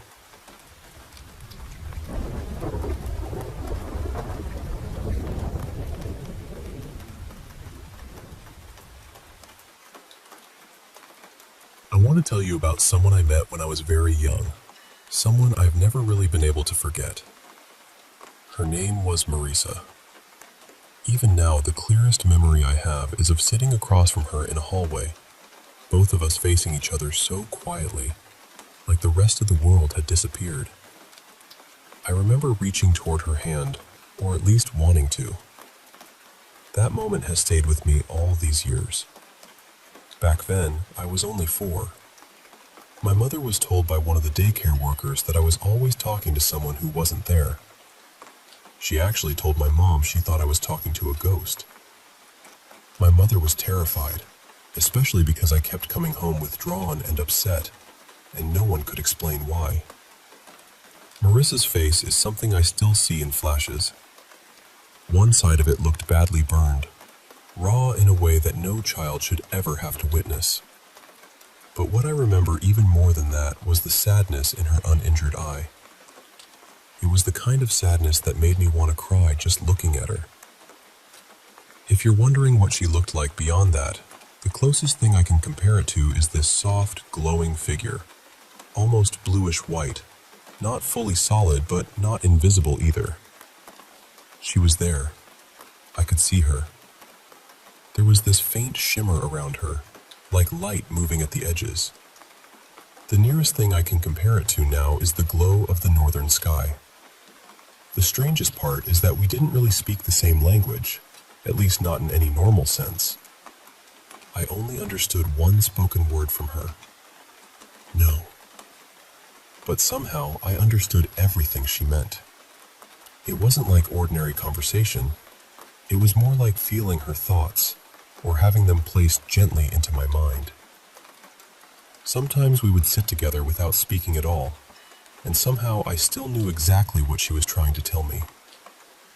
I remember that when she first came to me, I was carrying something painful inside myself. I'm not going to describe that part in detail, because even now it feels too heavy. But I remember crying, feeling deeply unsettled, like I was holding something no child should have had to carry. And somehow, she comforted me. She calmed me down. She distracted me from whatever hurt had wrapped itself around me. Looking back, I sometimes think she may have helped me survive that period by giving my mind somewhere else to go. Then, little by little, she showed me what had happened to her. I need to explain this carefully because even now I don't fully understand it. It wasn't like watching a movie. It wasn't even like remembering something. It was more like stepping inside her experience. I felt what she felt. I sensed her fear, her pain, even the smell of smoke and heat. I saw a house, though the details are blurred now. I knew she had just woken up. I knew the fire had already started. And for some reason, I had the strong sense that a man had caused it. I can't explain how I knew that. I just did. The fire spread quickly. She was trapped. I remember the panic, the confusion, her trying to figure out how to get out. I remember the horror of realizing there was nowhere to go. Her hair caught first. After that, everything became sharper and fuzzier at the same time, the way terrible things do in memory. I remember her falling. I remember her screaming. I remember the unbearable feeling of heat, though not like touching a flame yourself. It was something stranger, like carrying the echo of her pain inside my own body. And then it was over. After that, Marissa and I were together a few more times. Sometimes we spoke in that strange, wordless way. Sometimes we just sat together and shared quiet. Once, I think we simply looked at each other for a long time, like neither of us wanted the moment to end. In my mind, she became my first real friend. That may sound strange, but it's the truth. She comforted me when I was frightened, and somehow she trusted me with her story too. Eventually, I left that daycare after my mother realized something was very wrong. Later in life, I had other experiences I can't fully explain, but I chose not to keep opening that door. It brought too much into my life, and in time I stepped away from it. Still, I've never forgotten Marissa. People can say what they want about imagination, about being 4 years old, about memory being slippery. Maybe some of that is fair, but I know what I experienced felt real. I know her face has never left me. I know the sorrow in her eyes was real to me. And I know that, in one of the most confusing and painful seasons of my childhood, she brought me comfort. That's why I'm telling you this now. Not to convince you of anything, really. Just to tell it honestly.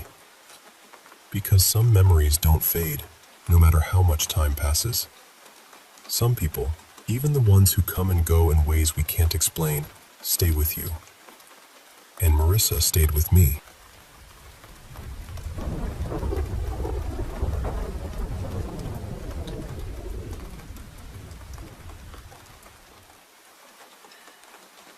When I was about 2 years old, my mom got remarried, and we moved into this old house at the edge of a quiet little wooded town. Even now, just thinking about that place makes my skin crawl. A few summers ago, I brought my fiancé there just to show him where I grew up, and the second we drove away, he looked at me and said the whole house in that part of town felt deeply wrong. I didn't even have to explain it. He felt it too. I was a very quiet kid back then. I liked being alone, making up my own little world in my room. That was around the time I started talking about an invisible friend. My mom used to say it was just a childhood thing, but to me, he felt real. I called him Jasper, and I used to say he was a little boy who lived in the walls, and sometimes in my closet. My mom would hear me talking to him all the time. Then when I was 5, something happened that I still haven't forgotten. I was downstairs with my mom in the basement. It was only partly finished, with this small sitting area, a workbench room, a couple storage spaces, and my parents' bedroom down there too. At one point, my mom asked me to run into the bedroom to grab something. The light was off. I remember standing in the doorway, reaching for the switch, and then I saw it. There was something standing on the far side of the bed. It was huge, maybe 7 feet tall, maybe taller. It looked draped in fabric, or maybe like it was wearing some kind of hood. It wasn't solid exactly, more like pale smoke shaped into a person. White, almost transparent. But what I remember most clearly was the feeling. It felt heavy, ominous, like something I absolutely should not be near. I panicked, completely. I ran back to my mom, screaming that there was something bad in the bedroom. She held me while I cried and tried to calm me down, told me maybe it was the dog. But our dog was this tiny terrier, so even then I knew that explanation didn't make any sense. After that, I refused to go into the basement ever again. That was when the night terrors started. I became absolutely terrified at night. I mean, truly terrified. I would curl up as tightly as I could under the blankets and stay frozen there, even when I was uncomfortable, even when I felt like I couldn't breathe properly. I was too scared to move, too scared to even peek out. And when I did finally fall asleep, I'd wake up screaming. I still remember one night after months of this, my mom sitting on the edge of my bed in tears because she was so exhausted and overwhelmed. I wouldn't let her turn off the light. I wouldn't let her leave the room. I just could not sleep. When I was around 7, my mom left her husband, and we moved out of that house. But for a few years after that, I still had to go back there a couple times a month for visits. Every single time, sleep was awful, and I still wouldn't go anywhere near the basement. I'm 25 now, and honestly, some of that fear never really left me. I'm still afraid of the dark. I still have night terrors sometimes. And whenever I think back to that moment in the basement, it still sends a chill right through me. All I know is that the memory still feels real. I haven't been back there in years, But even being near those woods or that side of town still makes me uneasy in a way I can't really explain. It's like stepping into the atmosphere of a nightmare you thought you'd outgrown, only to realize your body remembers every second of it.